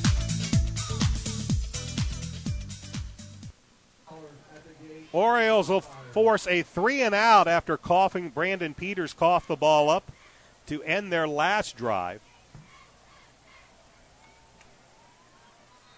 And now Jake Shake will be forced to punt. David Griffith will stand back around his own 42-yard line as Shake will punt this ball away from about his own 9. Orioles up 14-3. Shake gets the snap, gets this one away. An end-over-end kick that'll bounce and take an Oriole bounce, and it'll be down at about the 45-yard line. A little wedge shot that dives right at about the 45, and Avon will have the ball with 1:34 remaining, 1st and 10 from their own 45-yard line, up by 11 at 14-3. Brian Scott with you from McCutcheon High School tonight. Avon's defense, as it has been really since the second game of the season, and they didn't do too bad a job against Hamilton Southeastern in the first game, but Southeastern was able to get some big plays. Here's a give to Tennant. Tennant will look for some room and gain maybe a couple on the play before he is brought down. Orioles will go in a hurry-up offense as the ball will be spotted at the Avon 48-yard line. This is 2nd down and 7. Peters back to pass, fires, looks, pass complete down to about the 38-yard line as going up high and coming down with it is Sam Bloom. Bloom made the reception for Avon. As, once again, a high pass brought down by an Oriole receiver. The ball's in Maverick territory, 1st and 10 at their Maverick 42. Peters back to pass. Sets up the screen. Here's Tennant at the 40 to the 35. Penalty flag on the play. Big run by Derek Tennant. He's to the 15, still running. He'll be drawn down about the 12, but this one likely is coming back. Penalty flag on the 40-yard line, which will likely be a holding penalty, and that's just going to drive Mark Bless absolutely bonkers. This would be about the 3rd big play. Or this is really the first big play, but another big play by Avon that's going to be called back on a penalty, and it's a holding penalty. Derek Tennant took that ball inside the 15-yard line on a nice run, but it's all for naught, as this one's going to be marched back to about midfield. And spot the ball at the midfield stripe. It'll be 1st down and 20. So another penalty against Avon nullifies a big play, and it'll bring up 1st and 20. 52 seconds remain in the half. Avon up by 11. Peters works out of the gun. He will take the snap, step up into the pocket, look, fire downfield, pass is caught. Andrew Griffin. A 22-yard strike to Andrew Griffin as Brandon Peters calmly stepped up into the pocket, fired a strike, and it gets them into Niles Edwards' range. Now, Edwards has missed a 42-yard field goal already. As the ball will be spotted at the 28, clock moves, 34 seconds remaining. Peters works out of the gun. Looks, takes the snap. Looking, now steps up, lowers to his right, gets some room, and he will wisely step out of bounds inside around the 25-yard line. It's only a pickup of about 3, but Brandon Peters able to stop the clock, running out of bounds at 20.1 seconds remaining. Orioles still have, I believe, 1 timeout remaining. Ball is at the 25-yard line. This would still be about a 42-yard field goal from this distance for Niles Edwards. 3 wideouts in the pattern for the Orioles as Peters works out of the gun. Waits the snap, drops back to pass. Steps up in the pocket, now he'll take off to the 20. Looking to get out of bounds, and he does, just past the sticks. A fine run by Brandon Peters. Stepped up into the pocket. Good coverage downfield by the Mavericks, but Brandon saw a lane to the right. And he will take it inside the 20 to the 19. They'll say he did not get the first down. It'll be 3rd down and 1. And now with the Orioles with 1 timeout remaining, let's see what they do here. They'll bring Derek Tennant to the right of Peters. 11 and a half seconds remain in the half. 14-3 Avon. Peters, low snap, picks it up, looks, fires downfield, passes, caught Andrew Griffin at the 3-yard line. And now Avon calls a timeout. Another big catch by Andrew Griffin. And it's going to be 1st and goal from about the 3, but only 4.6 seconds remain in the half. So decision time for Mark Bless. Do you go ahead and kick what should be a extra point, just a little bit longer than an extra point field goal, or do you take a shot at it into the end zone when you're already up 11? Now the Mavericks will have the ball to begin the second half. And as they head on out, Niles Edwards is out for Avon, so they're going to kick the field goal. This will be a 21-yard field goal attempt for Niles Edwards. Edwards has missed from 42. This one from 21, and it's right in the middle of the field. 4.6 seconds remain. Good snap, good hold. The kick is up. And the kick is good as time expires in the first half. Avon moves the ball. Penalties and a couple of turnovers have hurt them, but they head to the locker room leading the McCutcheon Mavericks by the score of 17-3. We're going to take a bit of a timeout. We come back. We'll review what happened here in this first half. You're watching Avon Oriole football on Audio Sports Online. Right now at all Avon and Brownsburg McDonald's, you can check out the brand new Mighty Wings. Mighty Wings are hearty bone-in chicken wings that are crispy and breaded with a spicy kick. Available in 3-piece, 5-piece, or 10 pieces, a 3-piece is only $2.99 at all Avon and Brownsburg McDonald's.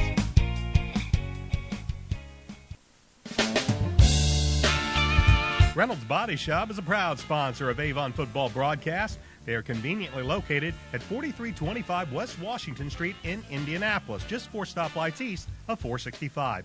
Their phone is 317-243-2372, and they are open Monday through Friday from 7:30 a.m. to 5 p.m. Reynolds has been family-owned and operated for 30 years, specializing in collision repair. Reynolds Body Shop is also an insurance work specialist. Learn more about them on the web at www.reynoldsbodyshop.com.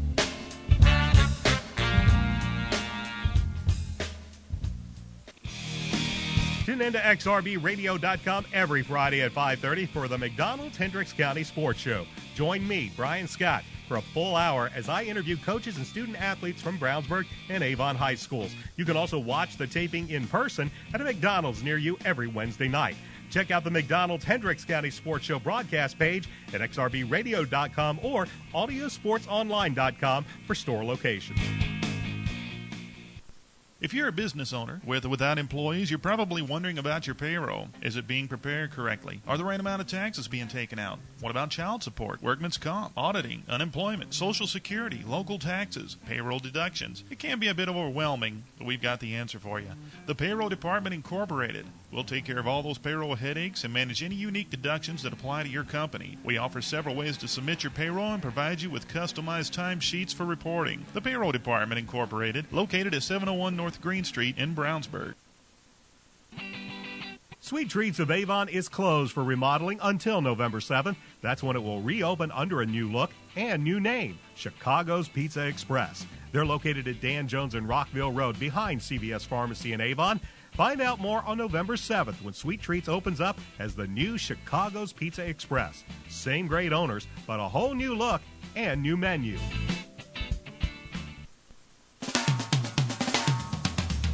We'd like to say thanks to our friends at the Hendricks County Flyer that have helped make tonight's video webcast possible. Please check them out online as well as watch tonight's game at flyergroup.com. We'd also like to thank Citywide Paving for their support of Avon football and our Avon football broadcast this year. Motion 360 by Hendricks Regional Health provides care for the way you were meant to move. We care for every muscle, bone, and joint in your body to get you back to the activities you love. Get more information online at mymotion360.org.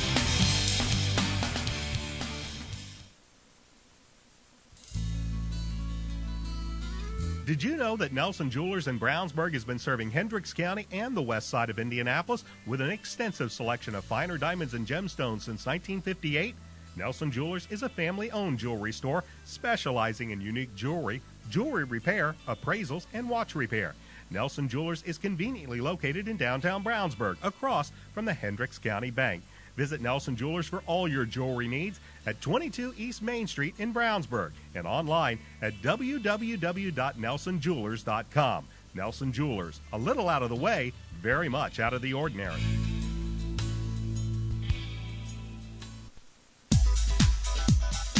Legends Pub and Grill is located at 1100 North State Road 267 in Avon. They're open Monday through Saturday from 11 a.m. to 3 a.m. and on Sunday from noon to midnight. They're Indy's West Side hotspot, having a DJ and dancing on Saturday nights. For more information, check Legends Pub and Grill out on Facebook or call 272-9040. Established in 1882 as Harris Bank and owned by BMO Financial Group since 1984, BMO Harris Bank has grown to become one of the largest banks in the Midwest, serving personal, commercial, and affluent customers. They're located at 7503 Beechwood Center Road in Avon. For more information, call them at 272-5650.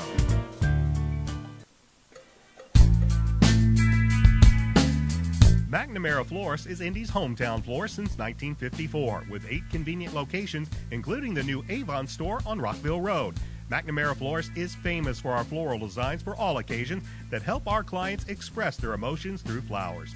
Visit McNamara Florist for outstanding personal service and to select from the renowned home decor merchandising, including stunning Christmas classics.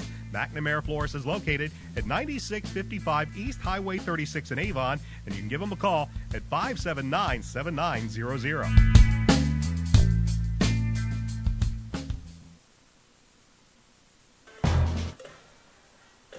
Halftime at McCutcheon High School. The Avon Orioles lead the Mavericks by the score of 17-3. Niles Edwards with a 21-yard field goal as time expires in the first half increases the Oriole advantage.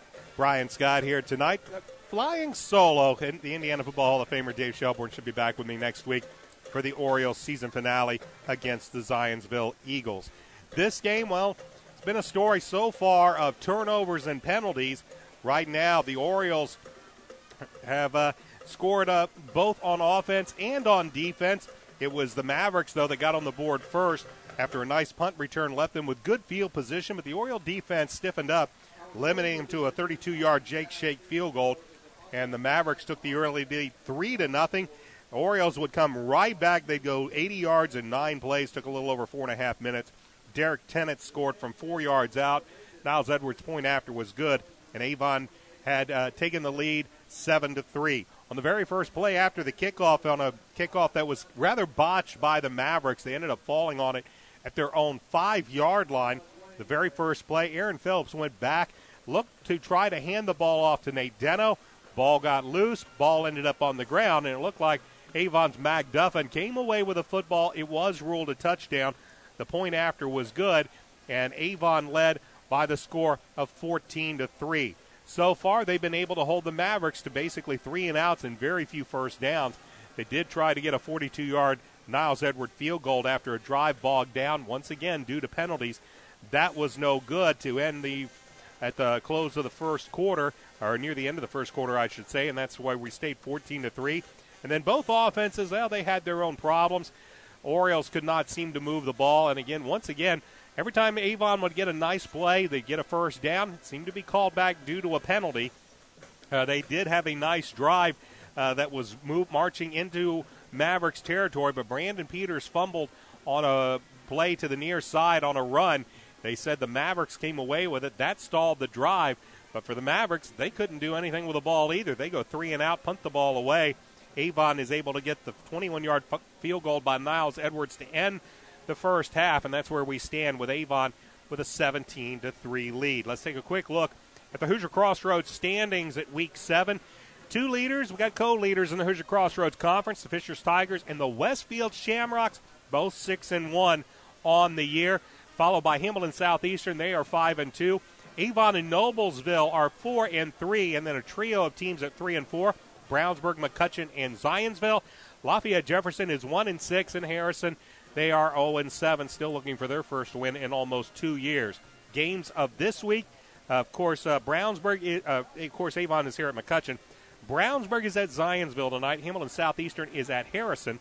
Lafayette Jefferson is at Fishers, and Noblesville is at Westfield. And next week marks the end of the regular season in Indiana high school athletic football. The IHSA tournament will begin October 25th. Games of next week, Fishers is at Brownsburg, Harrison is at Noblesville, McCutcheon is at Hamilton Southeastern, Westfield is at Lafayette Jefferson, and Zionsville is at Avon. So really the only chance for Avon right now to claim any type of co-championship. Both Fishers, Westfield would have to lose to this week and next week, and they would also need a loss by Hamilton Southeastern in one of their next 2 games for there to be a massive conglomeration of teams at the top of the HCC standings. So right now I'm sure all Coach Bless is doing is let's get the penalties taken care of, start taking care of the football, getting ready for sectionals starting in a couple of weeks. We'll know who the Orioles' opponent is in sectionals after this weekend. Of course, sectionals, once again, this year a little different with Avon moving into Class 6A. The Orioles will play or in the same section with the Brownsburg Bulldogs, the Pike Red Devils, and the Ben Davis Giants. Of course, Pike and Ben Davis have been having one of those type of seasons that the Metropolitan Interscholastic Conference seems to have. There's just been a meat grinder of the season, but Ben Davis might be playing some of the best football in the state of Indiana right now. And Pike, they're a very good team as well. But we'll know who the Orioles play after Sunday, and that'll be coming up what has normally been week one of sectionals for teams in 6A. That's going to be what most of us would consider the sectional semifinals. The teams in 6A will play the sectional championship games the same week everybody else is playing sectional semifinals. There is a bye in Class 6A, but you don't see that bye until the two teams that have made it to Lucas Oil Stadium. They'll have an extra week to prepare for that championship game. That's when the bye occurs. We're at halftime at McCutcheon High School. The Orioles lead 17-3. We'll have the second half kickoff in just a little bit. This is Oriole football on Audio Sports Online. Right now at all Avon and Brownsburg McDonald's, you can check out the brand new Mighty Wings. Mighty Wings are hearty bone-in chicken wings that are crispy and breaded with a spicy kick. Available in 3-piece, 5-piece, or 10 pieces, a 3-piece is only $2.99 at all Avon and Brownsburg McDonald's.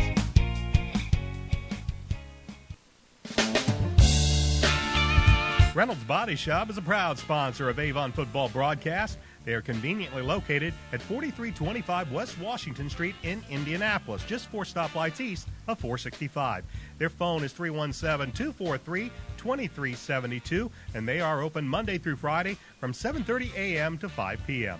Reynolds has been family-owned and operated for 30 years, specializing in collision repair. Reynolds Body Shop is also an insurance work specialist. Learn more about them on the web at www.reynoldsbodyshop.com.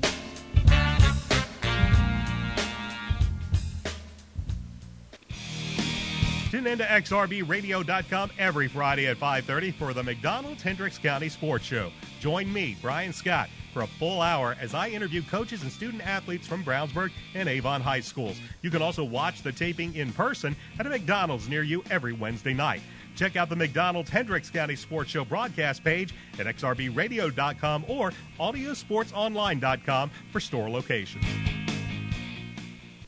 If you're a business owner, with or without employees, you're probably wondering about your payroll. Is it being prepared correctly? Are the right amount of taxes being taken out? What about child support, workman's comp, auditing, unemployment, Social Security, local taxes, payroll deductions? It can be a bit overwhelming, but we've got the answer for you. The Payroll Department Incorporated. We'll take care of all those payroll headaches and manage any unique deductions that apply to your company. We offer several ways to submit your payroll and provide you with customized timesheets for reporting. The Payroll Department Incorporated, located at 701 North Green Street in Brownsburg.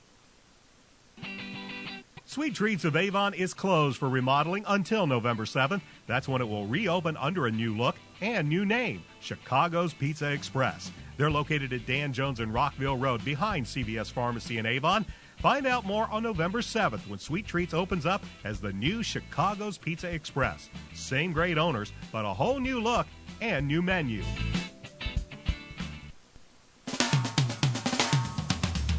We'd like to say thanks to our friends at the Hendricks County Flyer that have helped make tonight's video webcast possible. Please check them out online as well as watch tonight's game at flyergroup.com.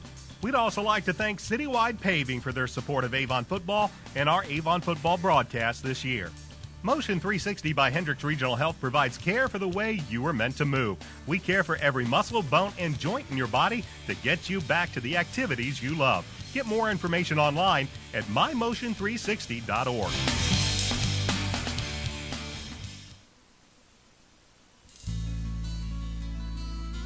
Did you know that Nelson Jewelers in Brownsburg has been serving Hendricks County and the west side of Indianapolis with an extensive selection of finer diamonds and gemstones since 1958? Nelson Jewelers is a family-owned jewelry store specializing in unique jewelry, jewelry repair, appraisals, and watch repair. Nelson Jewelers is conveniently located in downtown Brownsburg, across from the Hendricks County Bank. Visit Nelson Jewelers for all your jewelry needs at 22 East Main Street in Brownsburg and online at www.nelsonjewelers.com. Nelson Jewelers, a little out of the way, very much out of the ordinary.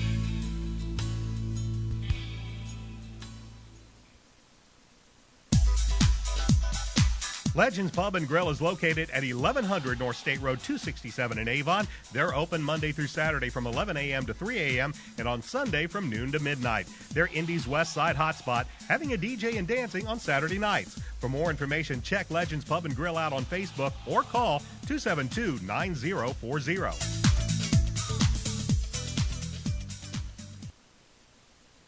Established in 1882 as Harris Bank and owned by BMO Financial Group since 1984, BMO Harris Bank has grown to become one of the largest banks in the Midwest, serving personal, commercial, and affluent customers. They're located at 7503 Beechwood Center Road in Avon. For more information, call them at 272-5650.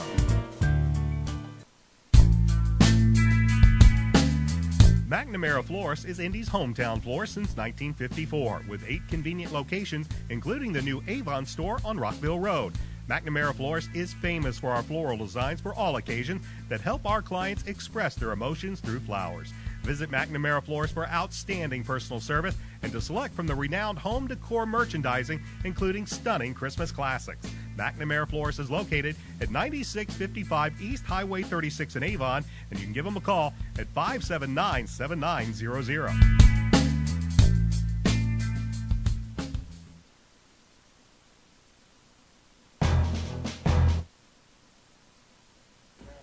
Halftime at McCutcheon High School. Brian Scott with you tonight as it is a 17-3 lead for the Avon Orioles. Halftime running a little long here this evening as they've had some special festivities. You might have seen a group of pink-clad dancers ranging anywhere from the ages of 5 all the way up to the high school as they did a little routine for the survivors of breast cancer. And now the McCutcheon High School cheerleading squad's out there, so we'll be a little bit late as we get this second half underway with Avon leading 17-3. Mark Bless, well, I'm sure he is not that happy with the penalties he saw. 2 turnovers, both of them, by Brandon Peters. One, an interception earlier in the first quarter. The second, a fumble deep in McCutcheon territory. So far, they have not hurt the Orioles as far as points are concerned, but it's got to be a concern a little bit for Coach Bless, the turnovers, but much more so the penalties. And that's been a big, big problem in the game for Avon tonight, as they have had several drives and several first downs called back due to penalties.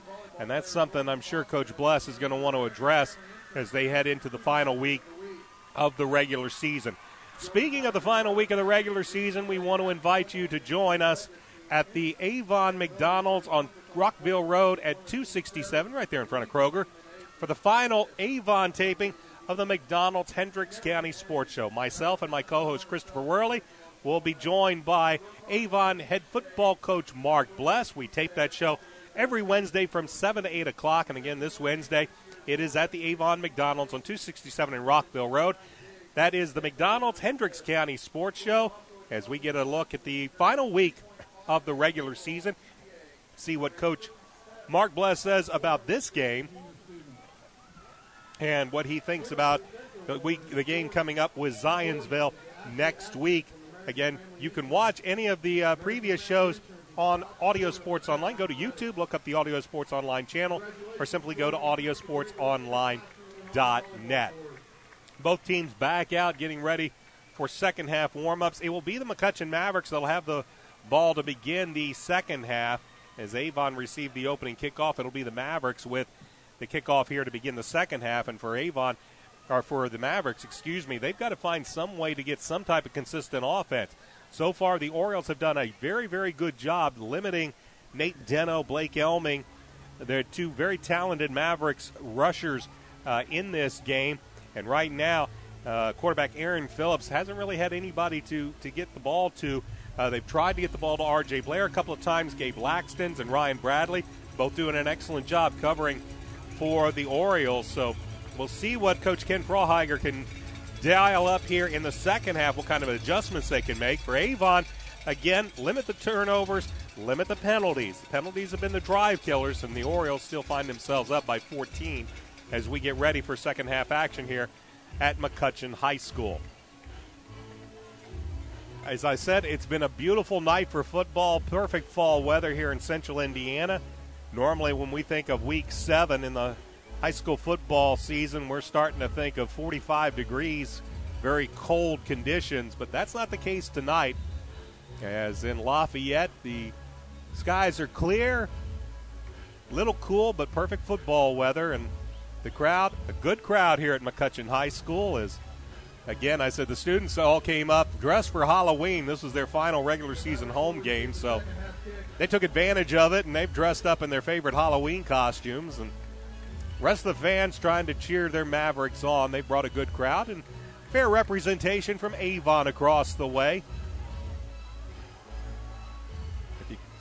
And we thank those of you that, well, you couldn't make it, so you're joining me here tonight. Hope you're enjoying the game. Avon getting ready to kick this one away. Alex Steffen, puts a foot into it. There's another low-line drive kick. It'll be taken at the 20-yard line and brought down at about the 30-yard line. Nick Aitchen with the tackle, and R.J. Blair with the return. So Aitchen brings down Blair, and the Mavericks will start this drive 1st and 10, and they will spot the ball at the 31-yard line. 1-yard line. So it'll be 1st and 10 Mavericks at the 31 to begin the first drive of the second half, and the Mavericks find themselves trailing by 2 touchdowns to begin. As Phillips brings the Mavericks quickly up to the line of scrimmage. Here's a pitch to Deno. Deno looking for some room. Tries to cut it up inside. He'll pick up a few yards before he is finally brought down. And did not see the Oriole there on the tackle, but Deno picked up about 3 yards, so it'll be 2nd down and 7. Belden made the stop for the Orioles. So the Mavericks quickly went to the line of scrimmage in a tight formation. Got the Deno the ball, looking to make some room around the left side as Mavericks move right to left here in the third quarter. They will once again go with a bit of a jumbo package as they send wide receiver out to the far side. Phillips will drop back to pass. Here comes the rush. They set up the screen. Here's Elming, and he's going to be brought down on a fine tackle. Joe Belden, the 6'3", 240-pound junior defensive end, he stayed home, and he brought Belden down for little to no gain. It'll bring up 3rd down and 7. 3rd and 7 for the Mavericks. Screen was set up well, but Belden stayed home, and he was able to tackle Elming for no gain. And it'll bring up 3rd and 7. Nate Deno will go out as a wide receiver to the far side. It's R.J. Blair to the near side. I backfield behind the quarterback, Aaron Phillips. He'll look over a 5 down front. And now whistles as Deno got a little bit of a start on the far side, and that's going to not help the Mavericks situation any, as they're going to be pushed back now to 3rd and long. Deno, a little anxious over there on the far sideline, and that movement will cost the Mavericks 5 yards back to their own 29-yard line. They'll bring up 3rd down and about 12. Opening drive of the second half, Avon up 17-3.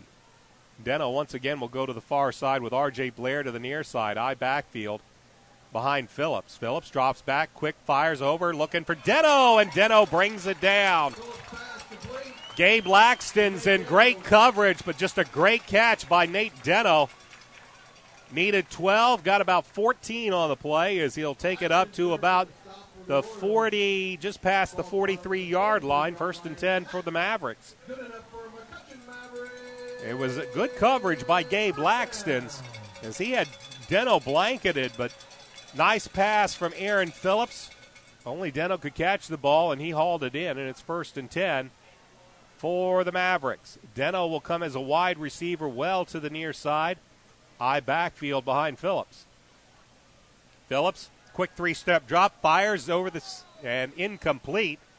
He was looking for Blair, and if Blair could have gotten the ball to Blair, Ryan Bradley had fallen down.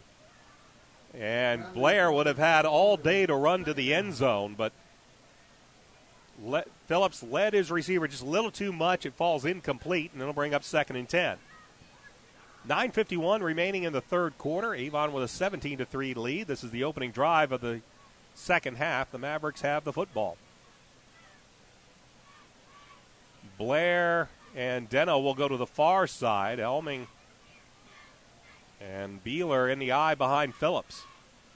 Phillips gives it to Beeler, and Beeler will not go very far before he is brought down, and that is Joe Belden once again making the tackle for the Orioles. Belden there to make the stop for the Orioles. Maybe a gain of a half a yard, called a 3rd and a very long 9 as the ball is on the 44-yard line. Mavericks converted on a Phillips to Deno pass to continue this drive on the last 3rd down, and Deno is once again a wide receiver to the top of the formation.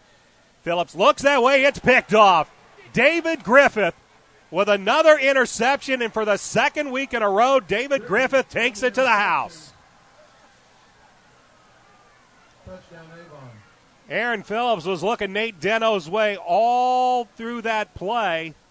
David Griffith just read his eyes and took it in and took it to the house.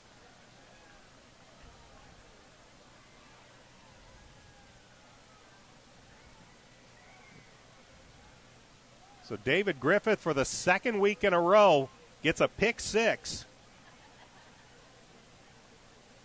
As Niles Edwards is on for the point after. And also for the second week in a row, the Orioles have scored a touchdown on offense and defense. They just lack the special teams touchdown that they got last week. Good snap, good hold. Edwards' point after is up, and the kick is good. 9:05 left to go in the third quarter, and the Orioles extend their lead 24-3. This is Oriole football on Audio Sports Online as we get ready for the kickoff here.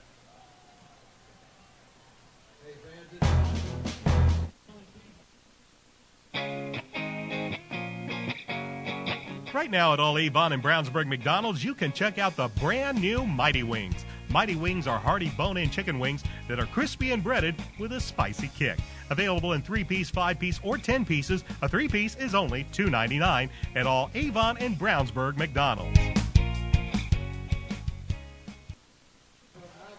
David Griffith with around a 52-yard interception return for a touchdown. If Coach Shelburne was with me, he would say it was just like he knew what was happening. But that time, Aaron Phillips just stared down Nate Deno the whole way. Phillips, reading the eyes of the quarterback for McCutcheon, just simply stepped in and took it to the house for the second week in a row. And Avon now is up 24-3. Steffen puts a foot into it. Deno is back deep, but this will be taken at about the 10-yard line and then met and dropped at the 20-yard line is the return man, and the Mavericks will start at 1st and 10 from their own 21-yard line, now trailing 24-3 with 8:59 remaining in this third quarter. So the Avon defense, as I mentioned earlier, that's pretty much been the story for this team ever since the second game of the season, as they took teams such as Fishers and Westfield down to the wire, holding leads late in those games. The defense has stepped up once again. Phillips this time will work out of the gun. He's flanked left and right. Drops back, looks, fires, and that one could have been picked off as well. He was looking for Nate Deno, and leaking out into coverage was the outside linebacker, Matt Thompson, and Thompson simply couldn't get to the football quick enough, and the ball falls incomplete. It'll be 2nd down and 10.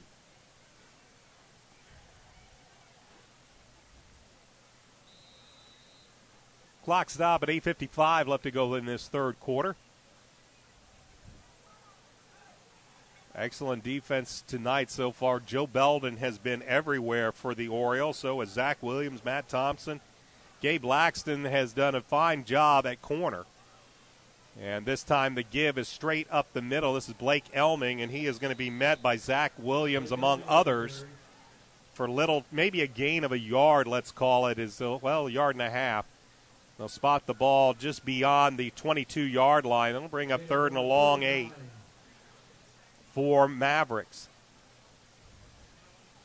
So right now, Avon just pinning their ears back defensively, trying to get a push at the point of attack, and the Mavericks have not been able to find any running room up the middle, and so far they've not been able to do a good job getting it around the ends. Nate Deno is going to line up as a receiver to the left in the slot. He'll be picked up. Phillips, play action pass. He's looking to the right, fires downfield, fires high. Ryan Bradley had a shot. Nate Deno was in the area, but that pass was well high, and it'll fall incomplete, and the Mavericks will once again go 3 and out and be forced to punt.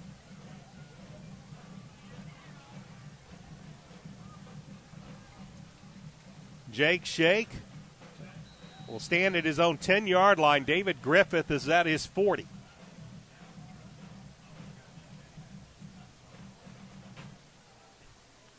Shake waits, gets the ball, gets a nice kick. Griffith will field it at about his 40. Up to the 45, makes a cut to midfield, now running to his left to the 30, 45, and inside the 40, and he's going to be brought down. He's going to be brought down, I believe, over there off on the far side. Did not see. Number 44, the Harper, made the stop for the Mavericks. Bringing him down was Caleb Harper. But not before David Griffith gets a fine run into Maverick territory to the 38-yard line of McCutcheon with 7:48 remaining in quarter number 3, and Avon already up 24-3.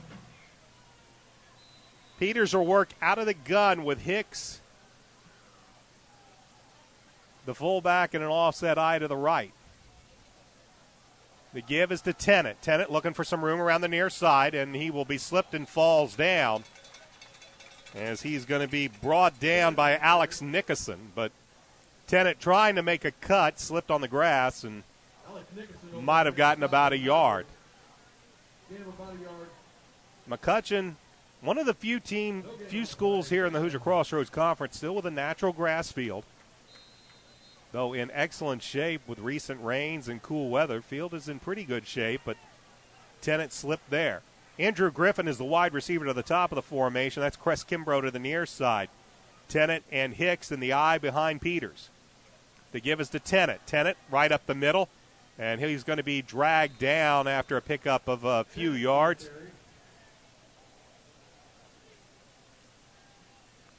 Brought down by Cole Taylor, the cornerback for the Mavericks. Pickup of a couple on the play, but it's going to bring up about a 3rd down and 7 for Avon. Ball inside the 35, close to the 34-yard line. Sam Bloom and Andrew Griffin to the far side. Griffin will work the slot. Cress Kimbrough to the near side. Peters works out of the gun. Dave Shaw to his left. 4-down lineman for the Mavericks. Mavericks show blitz. The linebackers come. Peters steps back, fires, looking for Kimbrough, and it is incomplete. Ball might have been slightly underthrown, but good coverage going down the field by McCutcheon. Looking to catch the McCutcheon number running down the side. And that was Landon Moffitt in coverage of Cress Kimbrough. Moffitt able to help jar that ball loose, and it'll bring up 4th down. The Mavericks will send R.J. Blair and Nate Deno back as Niles Edwards is going to kick this ball. He's going to put his toes at his own 48-yard line, going to look to angle this one out and out of bounds. Rugby-style kick, a little pooch kick. He'll kick it, and he'll get an Avon roll, and it will die right around the 10-yard line. So the Orioles will play some field position here and move the Mavericks back, with Avon leading 24-3 and 6:10 remaining in this 3rd quarter. Brian Scott with you from McCutcheon High School tonight, flying solo. Dave Shelbourne expected to be with me next week for the regular season finale at Avon. It'll be senior night, big night And the Zionsville Eagles will be coming to town. Ball will be spotted at the 11-yard line. 1st and 10 for the McCutcheon Mavericks, just looking right now for any type of offense. Orioles held them to 3 and out, and they'll work out of the eye. Aaron Phillips under center.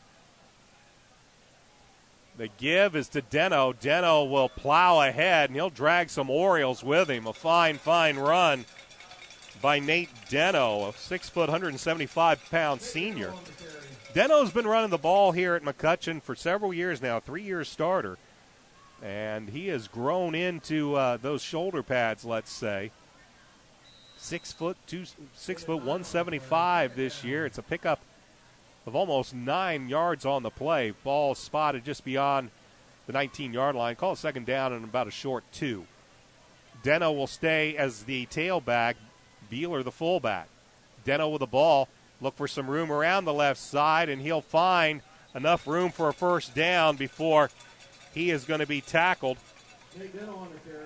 Mac Duffin with the tackle for the Orioles, but not before Deno picks up a first down at the Maverick 22-yard line to give the fans a little something to cheer about here as the Mavericks make a first down.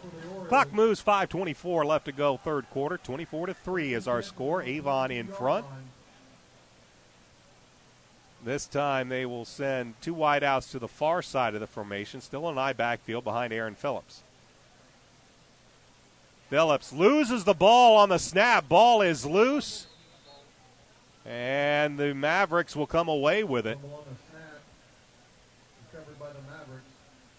As coming away with the football is Phillips as he fumbled the snap, and it's going to be no gain on the play. Call second down and 10. Ball remains at the 22-yard line. Phillips has had a couple of fumbles. Of course, the one costly one for the Mavericks occurred in the end zone that the Orioles were able to convert into a touchdown. Unbalanced right for the Mavericks. Play action pass. Phillips looks to his right, fires it downfield. It's underthrown, and it's caught. Coming away with the football and all the way down to inside the 30 to the 27-yard line to Blake Elming. Gabe Laxton's was in coverage. He had position on the football, but it was simply a matter of Blake Elming reached in, pulled it away from Laxton's. And finally, David Griffith is able to haul Elming down, but not before he takes the ball to the 27-yard line of Avon, and the Mavericks will have it 1st and 10. Mac Duffin was bearing down on Aaron Phillips. Phillips got rid of the ball, and the ball looked to be slightly underthrown, but credit Elming for taking it away from Laxton's. 1st and 10 for the Mavericks.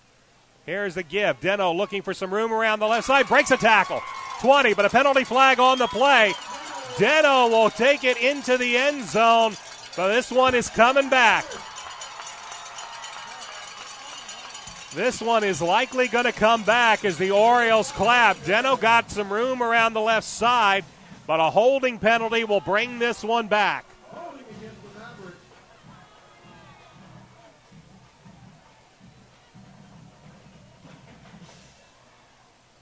Both coaches after this game are going to look at big plays that were called back due to penalties.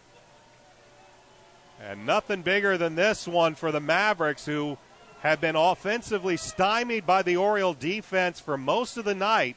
They get a big play on the Elming pass reception, and then they get Deno around the corner, but a holding penalty will bring this ball back and spot it at the 38-yard line.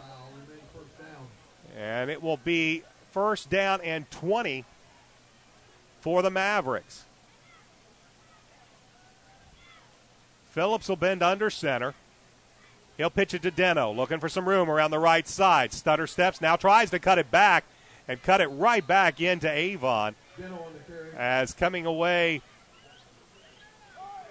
with the tackle is Mac Duffin.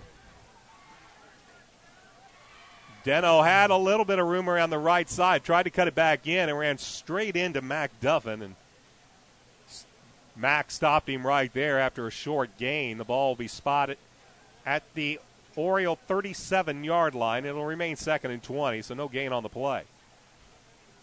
2nd and very long for the Mavericks. Offset eye to the right as Phillips bends under center, gives to Deno. Deno looks for some room, and he will gain maybe a yard or two before Zach Williams, among others, are there to clean him up. Pickup of, again, just a couple, so it's going to bring up 3rd and very long for the Mavericks, and we'll see what they elect to do on this 3rd down and about 19. Phillips will bend under center with an eye backfield.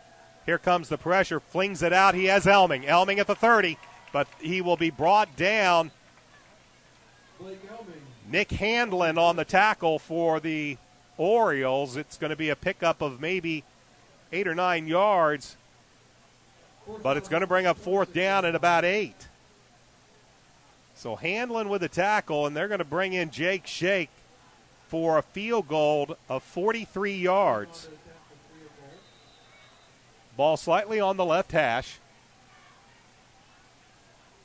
So Shake, likely the best kicker in the Hoosier Crossroads Conference. Good snap, good hold. The kick is up, got plenty of leg, and the kick is good. A 43-yard field goal from Jake Shake. Tacks on 3 points for the Mavericks. They trail the Orioles 24-6. Back with a kickoff after this. This is Oriole football on ASO. Reynolds Body Shop is a proud sponsor of Avon football broadcast. They are conveniently located at 4325 West Washington Street in Indianapolis, just 4 stoplights east of 465. Their phone is 317-243-2372, and they are open Monday through Friday from 7:30 a.m. to 5 p.m. Reynolds has been family-owned and operated for 30 years, specializing in collision repair. Reynolds Body Shop is also an insurance work specialist. Learn more about them on the web at www.reynoldsbodyshop.com.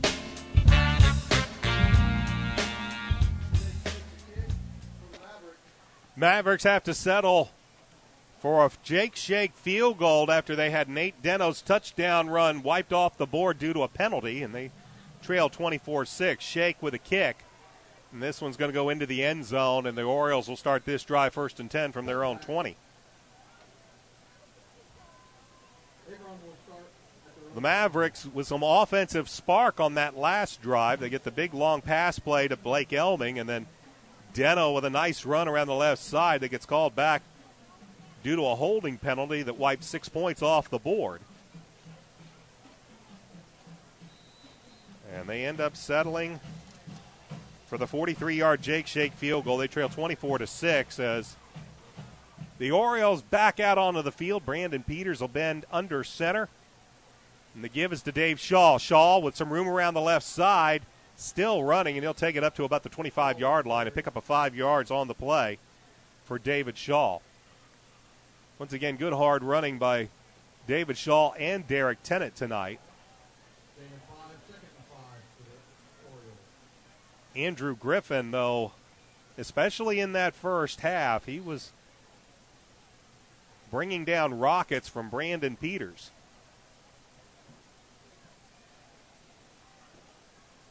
And now the Orioles will face 2nd down and 5. Clock moving, 1:30 left to go, 3rd quarter.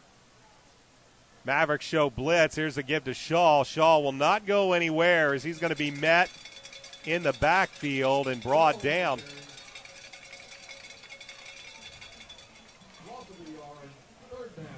Might have been Devin Snyder that came in with the tackle for the Mavericks. It's going to be maybe a loss of a yard on the play. That'll bring up 3rd down and 6. Good penetration at the point of attack by the Maverick front 4. And that'll bring up a 3rd down. And situation the Orioles haven't been in too often today, but they're Mavericks trying to get them off the field in a 3-and-out. Peters out of the gun.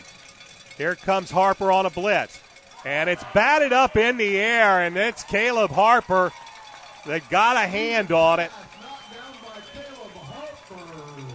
Harper came on a middle linebacker blitz, punched through the Oriole offensive line, got a big old paw up as Brandon Peters was ready to sling that one down the field, and Harper sent it back from whence it came, and it'll bring up fourth down for Avon with a little over 43 seconds remaining in the third quarter, but the Orioles up 24-6. R.J. Blair and Blake Elming are back to receive this kick. They stand at around their own 44-yard line as Niles Edwards stands at his 10. Edwards gets this one away. Nice kick. It'll be taken by Blair at the 43. He tries to spin, but he has very little room. David Griffith right there as soon as Blair caught the punt, and Griffith brings him down. But the Mavericks will have good field position to start this drive with 34 seconds left remaining in the third quarter. They trail Avon by the score of 24-6.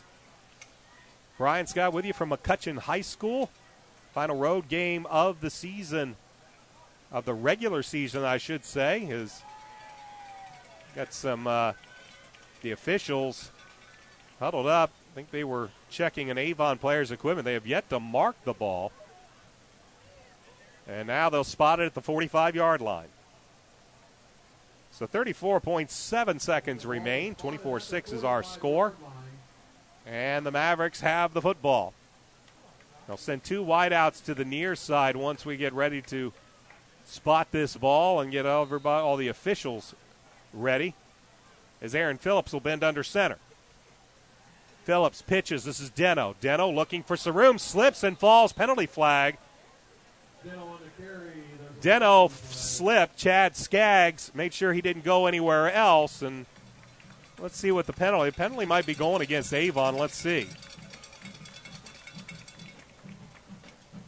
It's a face mask against Avon. Didn't see where the face mask came from, but the side judge here evidently saw something. Looked like Deno slipped. Chad Skaggs fell on top of him. And this is going to be a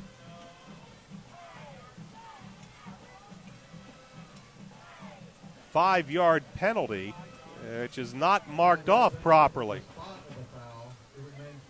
He's marked it at the spot, and that'll make it first down in about 7. 30 seconds remain in the third quarter. Elming and Blair will go out to the far side. Phillips gives it to Deno. Deno is going to go right down. As coming in was Matt Thompson to cut him off from going any farther outside, and Deno slips. He goes down to the turf, and the final seconds of this third quarter will wind down, and we will head to the fourth. Avon will head to the fourth quarter with a 24-6 lead. When we come back, you're watching Avon Oriole football on audiosportsonline.net.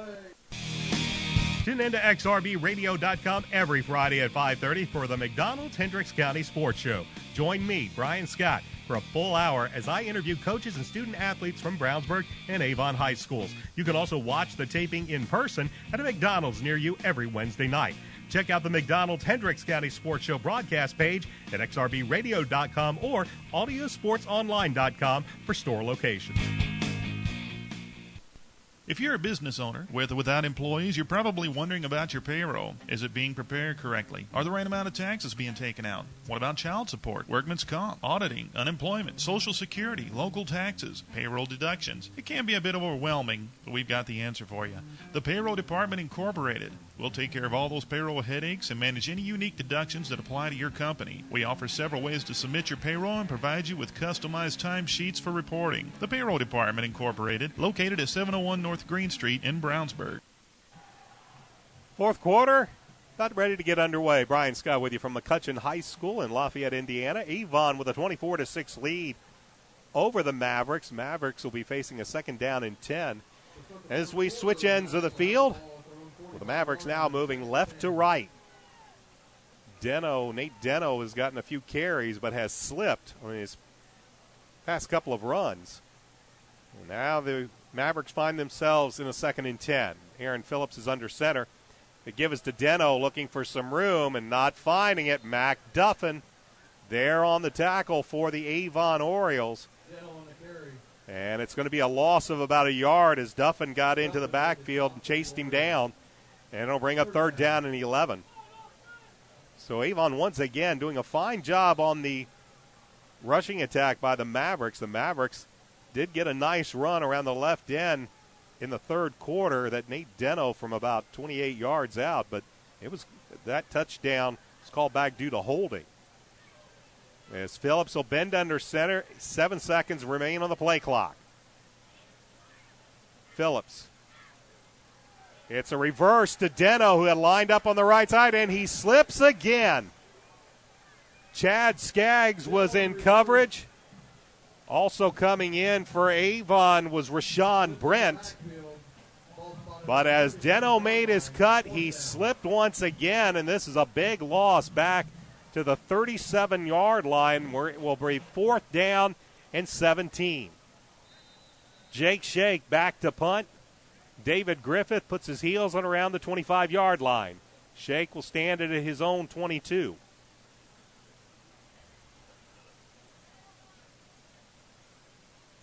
Shake gets this one away, a beautiful high kick. Griffith calls for the fair catch, and he'll take it at the 34-yard line. And that is where the Avon Orioles will begin this drive. 1st and 10 from their own 34-yard line. With 10:29 remaining in the game, the Orioles up by 18 points, 24-6. Brian Scout again with you from McCutcheon High School. Glad to have you along for Avon Varsity Football and Audio Sports Online. As Brandon Peters brings the offense out for this drive. They were limited on their last drive to a 3-and-out. Peters will work under center with wide receivers left and right. Play action pass. Peters looking, fires down. He's looking deep. Cress Kimbrough has it at the 15-yard line. Peters pass complete to Kimbrough. Cress Kimbrough hauls it down. I believe Josiah Robles in coverage.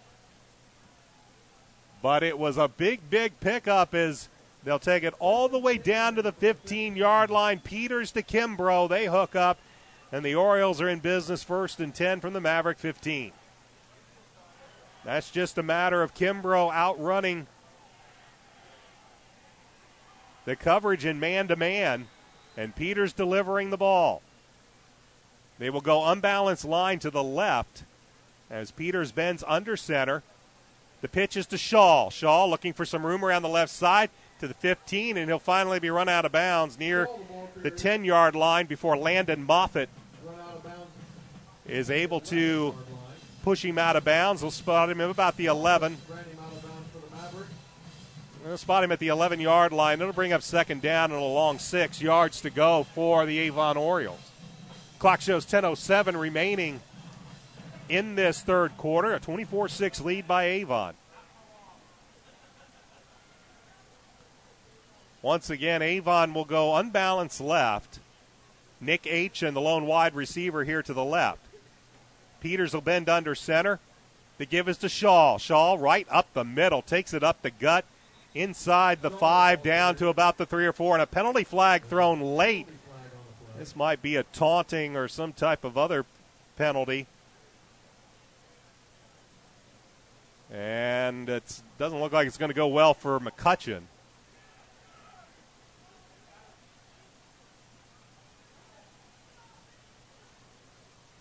As personal foul against Avon.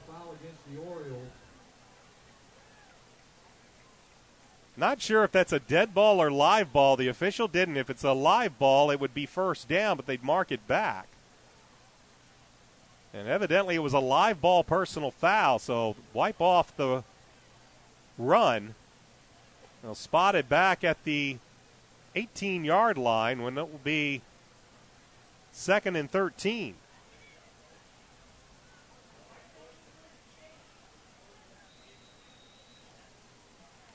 So it'll be 2nd down. Well, now they're calling it 1st down, so it must have been a dead ball. And they moved it back, and now we got movement all over the place. We have Orioles and Mavericks moving, and an officiating crew that has, let's say, not quite been on their game today would be a kind word.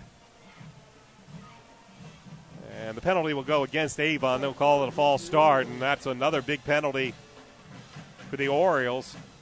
We do not get, being high school football, and no fans would love to see us give you a ton of stats. Unfortunately, we just don't get those in high school football. But I would be probably not too far off to saying that's the 8th or 9th penalty against the Orioles. Now it's 1st and 15. 9:40 clock moving in this fourth quarter. 24-6, Avon with the lead. Peters out of the gun.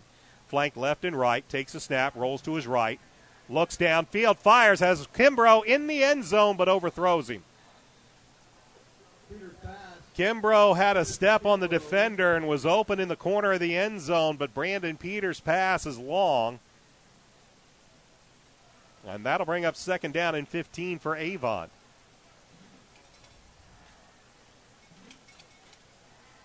Avon liking their matchup on that outside. I believe that is Josiah, Robles that has been on. Now Sam Bloom goes to the far side, and Andrew Griffin is to the near side for Avon.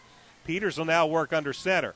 Here's the give to Derek Tennant. Tennant doesn't find a whole lot of room before a whole lot of maroon-clad McCutcheon Maverick defenders. They pretty much, the front 6, stop him for a short gain, maybe a couple of yards down to the 22-yard line. And it's going to bring up 3rd down and 13 for Avon. The clock is, now they'll spot it at the 20-yard line. Still about 3rd and 13, 3rd and 12. Clock is the friend of the Orioles right now, under 9 minutes left to play in the game. Kimbrough will go out to the far side. Andrew Griffin is to the near side. Shaw and Hicks will flank Peters, working out of the gun. Mavericks showing blitz. They back out of it. Peters drops, fires, has Kimbrough again, looking in the corner, and it's incomplete. They like that matchup over there on the corner. And that time, I believe,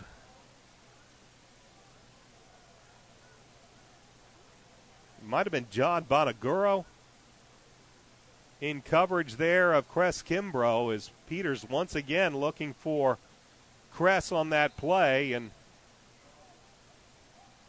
Coach Mark Bless, leading by 18, is going to leave the offense out on the field. So it'll be 4th down and 13, and the Orioles will go for it at the Maverick 21-yard line. We've got Bloom and Kimbrough to the far side, with Bloom in the slot, Andrew Griffin to the near side. Shaw in the backfield. Here comes the blitz by Harper. They pick it up. They roll out. They fire. The pass is complete, but well short of the first down. That was Matt Moore with the completion, but it's going to be a pickup of only about 4 or 5, and the Orioles will turn this one over on downs as the Mavericks dodge a couple of bullets, as the Orioles take some shots into the end zone, but they come away empty. And now the Mavericks will have the ball, 1st and 10, with 8:21 remaining in the football game. They'll start this drive at their own 18-yard line. 24-6, Avon with the lead. Brian Scott with you tonight. Flying solo, Coach Shelburne. I hope he's back with me next week. 1st and 10, Phillips. He gives the ball. I think there's a Blake Elming with the carry. And he's still carrying the football, and he'll take it beyond the 25-yard line to about the 26 before they unpile. Nope, that was Nate Deno with the carry. Deno with the carry, and he plows ahead for about 7. But for the Mavericks, who are looking to continue to run the ball, they're also running clock, as we are down to 7:45 left to go in the football game. Offset eye to the right as Aaron Phillips will bend under center. And he will hand this ball off, and trying to dive underneath and being covered up by Mac Duffin as well as others is Nate Deno. Duffin, Zach Williams, among others, in on the tackle for the Orioles. And they're going to say Deno is just shy of the first down marker. That's the way it looks. The referee will give it a long look. And they're going to call it third down. And Mavericks, for the second time, they had a call earlier in the game on a third down where they really wanted a measurement. Now they'll get their measurement. They didn't get it in the first half. They'll get it this time, as they are convinced to bring the chains over from the sideline. So McCutcheon still trying to run the ball, and Nate Deno has gotten some nice runs. In the first half,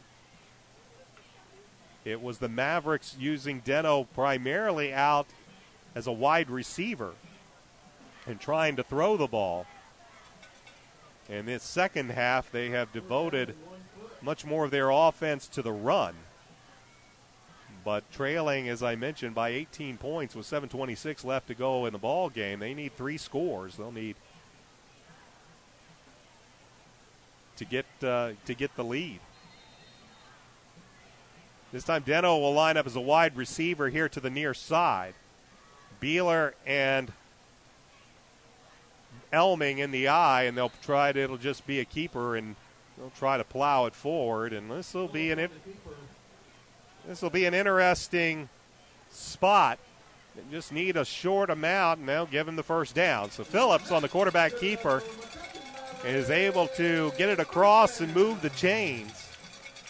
But as I mentioned, clock winding down, 7:17 remains, and now the clock moves. 24-6 Avon.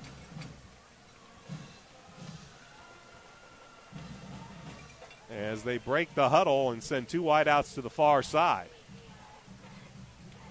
Phillips under center. And the give, and this one's going to be stopped, is the penalty flag and an illegal procedure call against the Mavericks.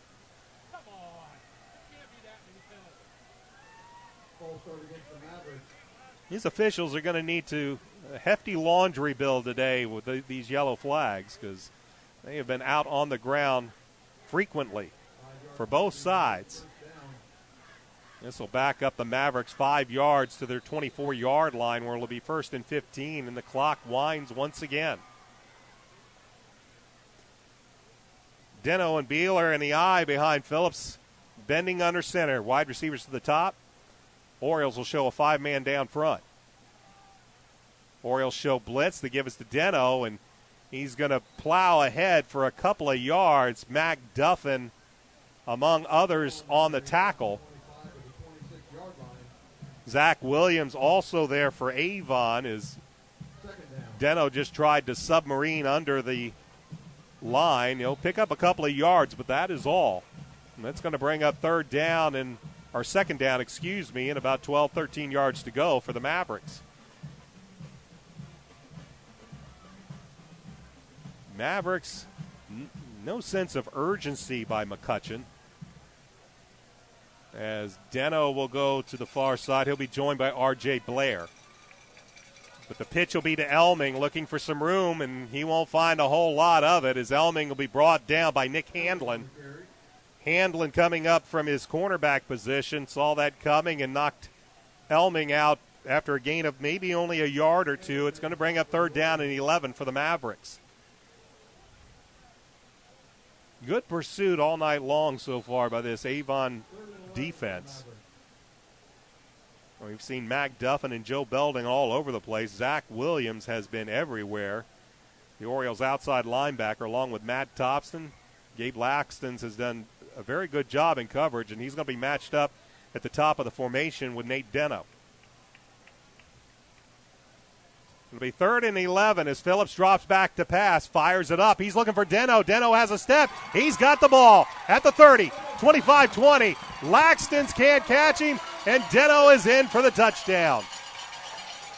Well, we said at the beginning of that play you had Laxton's on Deno. Deno managed to get a step or two on the Oriole cornerback, and this time Aaron Phillips delivers it in the breadbasket, catching Nate Deno in stride.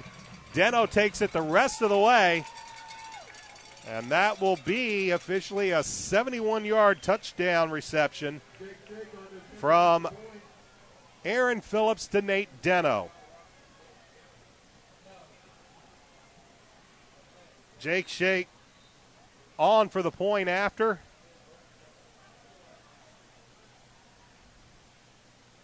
Good snap, good hold. The kick is up. And the kick is good. 5:38 remains in this fourth quarter. And the Mavericks cut the deficit to 11. It's 24 for the Orioles, 13 for the Mavericks. Back with a kick after this. This is Oriole football on ASO. Sweet Treats of Avon is closed for remodeling until November 7th. That's when it will reopen under a new look and new name, Chicago's Pizza Express. They're located at Dan Jones and Rockville Road behind CVS Pharmacy in Avon.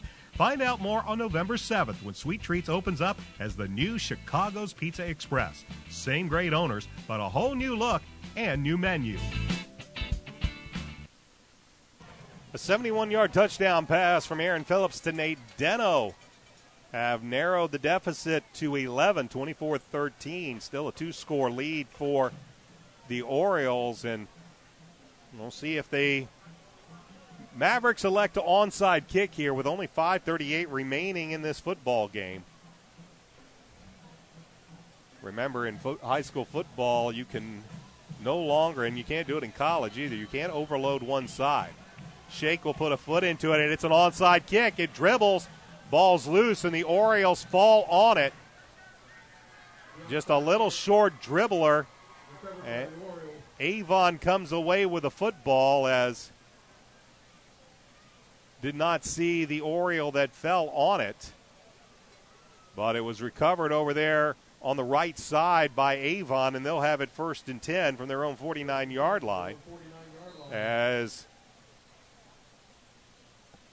the Mavericks attempt the onside kick, it is unsuccessful, and the Orioles have the football, and now they'll look to see if they can use a steady diet of Dave Shaw and Derek Tennant to start winding this clock down a little bit.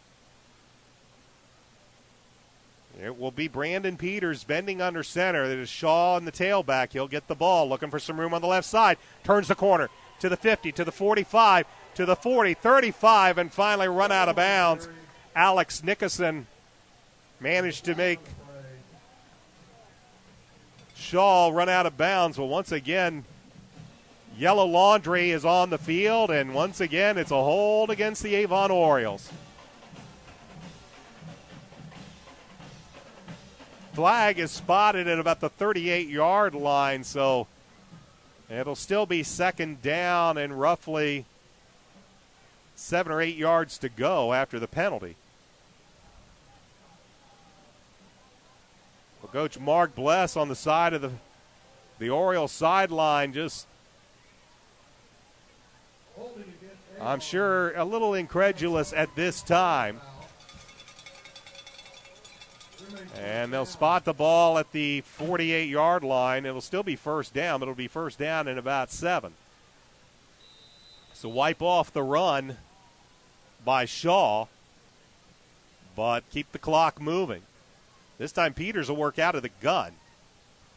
The give is to Shaw, looking for some room, tries to cut it up. Nice pursuit. Coming in to make the tackle is Devin Snyder for the Mavericks. He came along the backside and brought Shaw down for a short gain. It'll be 2nd down and 7. Ball will be just inside the 48-yard line, but we are under 5 minutes left to go in the football game. Avon up 24-13, 2nd down. Crest Kimbrough to the far side. That's Andrew Griffin to the near side. Hicks the fullback, Shaw the tailback, offset eye to the left. Brandon Peters under center. This is a give to Shaw. David looks for some room, cuts it up, goes to the 45, inside the 45 to about the 44-yard line. It's going to bring up 3rd down and 3 for Avon. As the ball is finally resting at the 44-yard line. Nick Aitchen now in as Kimbrough leaves. Clock continues to move. 4:16 left to go. Aitchen will go to the far side. Andrew Griffin to the near side. Hicks and Shaw in the eye behind Brandon Peters, I should say. 4 down front for McCutcheon. Peters. The give is to Shaw. Shaw up the middle, breaks a tackle across the 40 and down to about the 37-yard line. Needed about 3, picked up about 6. And the Orioles move the chains as the ball will be spotted at the 37-yard line. 1st and 10, Avon, and clock stop while they get the chains set. Now it begins to move. As the clock moves, 3:50. Aitchen once again will go out to the far side with Griffin to the near side. Hicks and Shaw in the eye. Tight end Matt Moore is to the right. As Peters just watches the play clock wind down, milking the clock. Here's Shaw right up the middle. And he's going to gain a couple of yards on the play before he is brought down.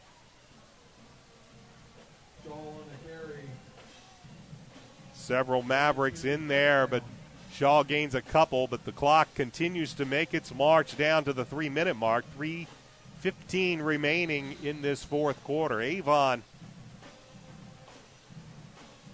allowed the one big score so far on the Nate Deno and was fortunate enough that another one was called back, or this game might be much more interesting right now, but it's an 11-point Avon lead. Offset eye to the left as Peters will bend under center. The give is to Derek Tennant. Tennant around the right side to the 30. Breaks a tackle to the 25, and that's where he'll be down just inside the 25. Another Oriole first down as Derek Tennant will pick up about 10 yards on the play. Down to the 25-yard line. It'll be 1st and 10 Avon as they'll move the chains and wind the clock. For the Orioles,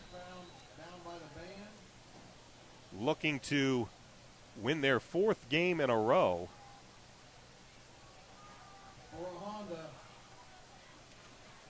As Peters this time works out of the gun. He's flanked by Hicks and Shaw. Brandon just watching that play clock wind down. Now gets it. Here is Shaw looking for some room. And he will go down. Excuse me, that is Derek Tennant, not David Shaw. Tennant with a carry around the left side. Picks up maybe a yard inside the 25 to the 24-yard line. It'll be 2nd down and 9. Ball on the left hash as we approach the 2-minute mark. Left to go in this football game. Right now the Mavericks just letting the Orioles bleed clock. Aitchen and Griffin to the far side of the field will line up as wide receivers with Aitchen in the slot. Offset eye to the right, Derek Tennant is the tailback. The give is to Tennant, looks for some room. Doesn't find a whole lot, maybe a yard or two before a host of burgundy-clad, along Caleb Harper among others, there on the tackle. Maybe a gain of a yard at best. It'll be 3rd down and 9, but the clock continues its march. A minute 15 remains. And it'll be 3rd down and 9 for Avon. Peters has been doing a good job of just getting up to the line, milking that play clock down, and Orioles hit the line with 10 seconds remaining. They'll go into an eye with Hicks and Tennant. Peters will bend under center at 4 seconds, snap the ball, give it to Derek. Derek finds a hole to the 20, to the 10, cuts to the left, right, and he is into the end zone for the touchdown. A 24-yard touchdown run by Derek Tennant. And the Orioles tack on 6 more, and they lead the Mavericks 30-13 and wait for Niles Edwards' point after. This time, no yellow on the field. I'm sure that's something Coach Mark Bless across the way was scanning feverishly. Orioles missing a man. 45.8 seconds remain in this football game. Orioles missing a man on this point after.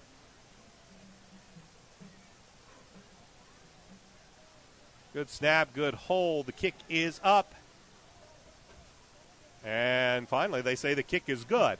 45 seconds remain in this game. The Orioles lead the Mavericks 31-13. Back with a kick after this. Oriole football on Audio Sports Online. We'd like to say thanks to our friends at the Hendricks County Flyer that have helped make tonight's video webcast possible. Please check them out online as well as watch tonight's game at flyergroup.com. We'd also like to thank Citywide Paving for their support of Avon football and our Avon football broadcast this year. Motion 360 by Hendricks Regional Health provides care for the way you were meant to move. We care for every muscle, bone, and joint in your body to get you back to the activities you love. Get more information online at mymotion360.org. Derek Tennant caps off about a 9-play drive. It takes over 4.5 minutes off of the clock, and the Orioles, just trying to bleed clock, managed to get Tennant to break one from 24 yards out, and they increase their advantage to 31-13 over the Mavericks. And they get ready to kick this one away as it'll be a happy bus ride home to Avon. Here's a squib kick. It'll bounce and be taken about the 18 by an up back. And taking it to about the 27-yard line, that was R.J. Blair. And Blair will take it to about the 26, 27-yard line. And the Mavericks, with 39 seconds remain, we'll see what they elect to do here. They pretty much have been bleeding clock this entire fourth quarter. They'll spot the ball at the 27-yard line, 39.9 seconds remaining. McCutcheon will lose their fourth straight. As Phillips will work out of the I, or under center, the I backfield. He'll lose the football on the snap. It's about the third time that we've seen that tonight between the center, Colin Post, and Aaron Phillips. And right now, the Mavericks just letting this clock wind down. 18 seconds remain, and they are not going to run another play. The Avon Orioles will win their fourth game in a row as they have won here at McCutcheon, defeating the Mavericks by the score of 31-13. I'll have some final thoughts right after this. This is Oriole Football on Audio Sports Online. Did you know that Nelson Jewelers in Brownsburg has been serving Hendricks County and the west side of Indianapolis with an extensive selection of finer diamonds and gemstones since 1958? Nelson Jewelers is a family-owned jewelry store specializing in unique jewelry, jewelry repair, appraisals, and watch repair. Nelson Jewelers is conveniently located in downtown Brownsburg, across from the Hendricks County Bank. Visit Nelson Jewelers for all your jewelry needs at 22 East Main Street in Brownsburg and online at www.nelsonjewelers.com. Nelson Jewelers, a little out of the way, very much out of the ordinary.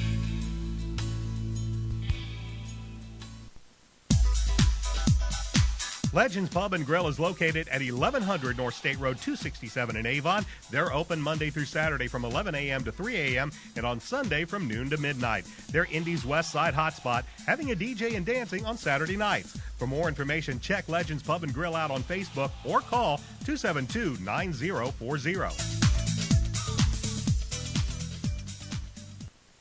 Established in 1882 as Harris Bank and owned by BMO Financial Group since 1984, BMO Harris Bank has grown to become one of the largest banks in the Midwest, serving personal, commercial, and affluent customers. They're located at 7503 Beechwood Center Road in Avon. For more information, call them at 272-5650.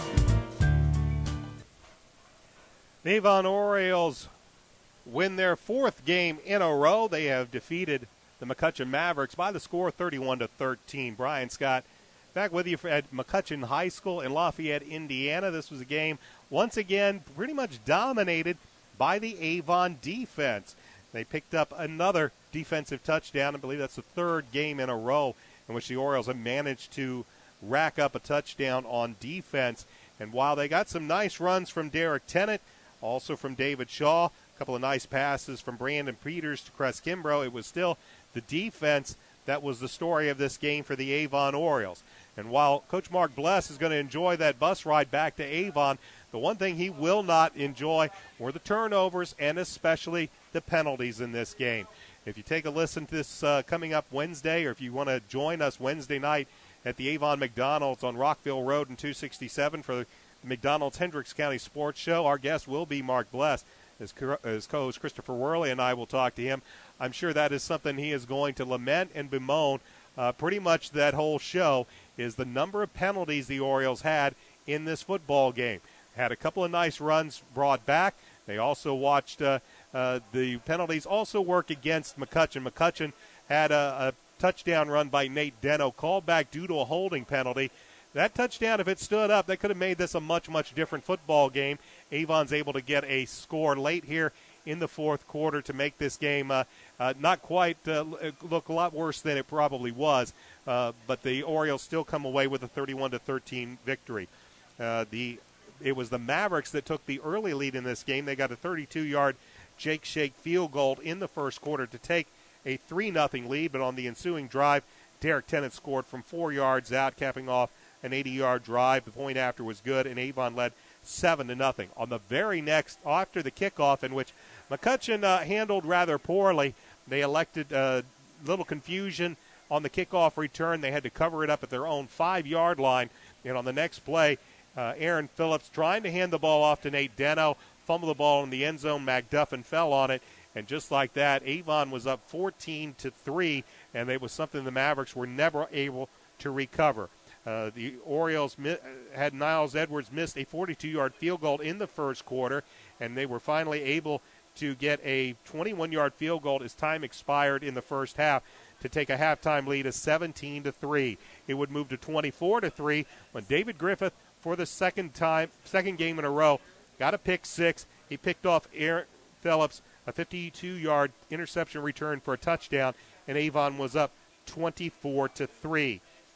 The Mavericks would get a 43-yard Jake Shake field goal in the third quarter to make it 24-6. That's how it would hold until late in midway through the fourth quarter, when Aaron Phillips finally was able to hook up with Nate Deno. It was a 71-yard touchdown pass. Jake Shake's point after was good, and this game got a little more interesting as the Mavericks had cut the deficit to 24-13. But the Orioles took the kickoff, just methodically marched down the field, and Derek Tennant was able to break off a 24-yard touchdown run. The point after was good, and that's your final score. 31-13 in favor of the Orioles. Avon moves to 5-3 on the season. The 15th-ranked Orioles will wrap up the regular season next week at Hendricks Regional Health Stadium when they take on the Zionsville Eagles. The Eagles were playing the Brownsburg Bulldogs tonight. We don't have a score yet on that game. McCutcheon will fall to 3-5. The Orioles have won 4 in a row. Well, unfortunately for the Mavericks, they've lost 4 in a row. They will wrap up their season next week in a very uncomfortable place to play. They will travel to Hamilton Southeastern, and that is where the Mavericks will wrap up their season. Want to remind everybody, tune in on next Friday as we will have the regular season finale as the Avon Orioles will host the Zionsville Eagles. Hopefully, the Indiana Football Hall of Famer Dave Shelburne will join me for the regular season finale, and tune in again Wednesday. If you can make it out to Avon's McDonald's at Rockville Road and 267, I'm sure we'll be talking a little bit about the sectional opponent for the Orioles, the sectional draw being announced this week. We'll have a little bit of discussion about that. We'll talk to Mark Bless about his thoughts about it, his thoughts about tonight's game and the game coming up against Zionsville. This is Brian Scott saying thanks for joining me tonight. Hope you enjoyed it, and we look forward to seeing you next Friday at Avon for Avon Varsity Football on Audio Sports Online. Again, the Orioles win this game against McCutcheon by the score 31-13. Until then, so long, everybody.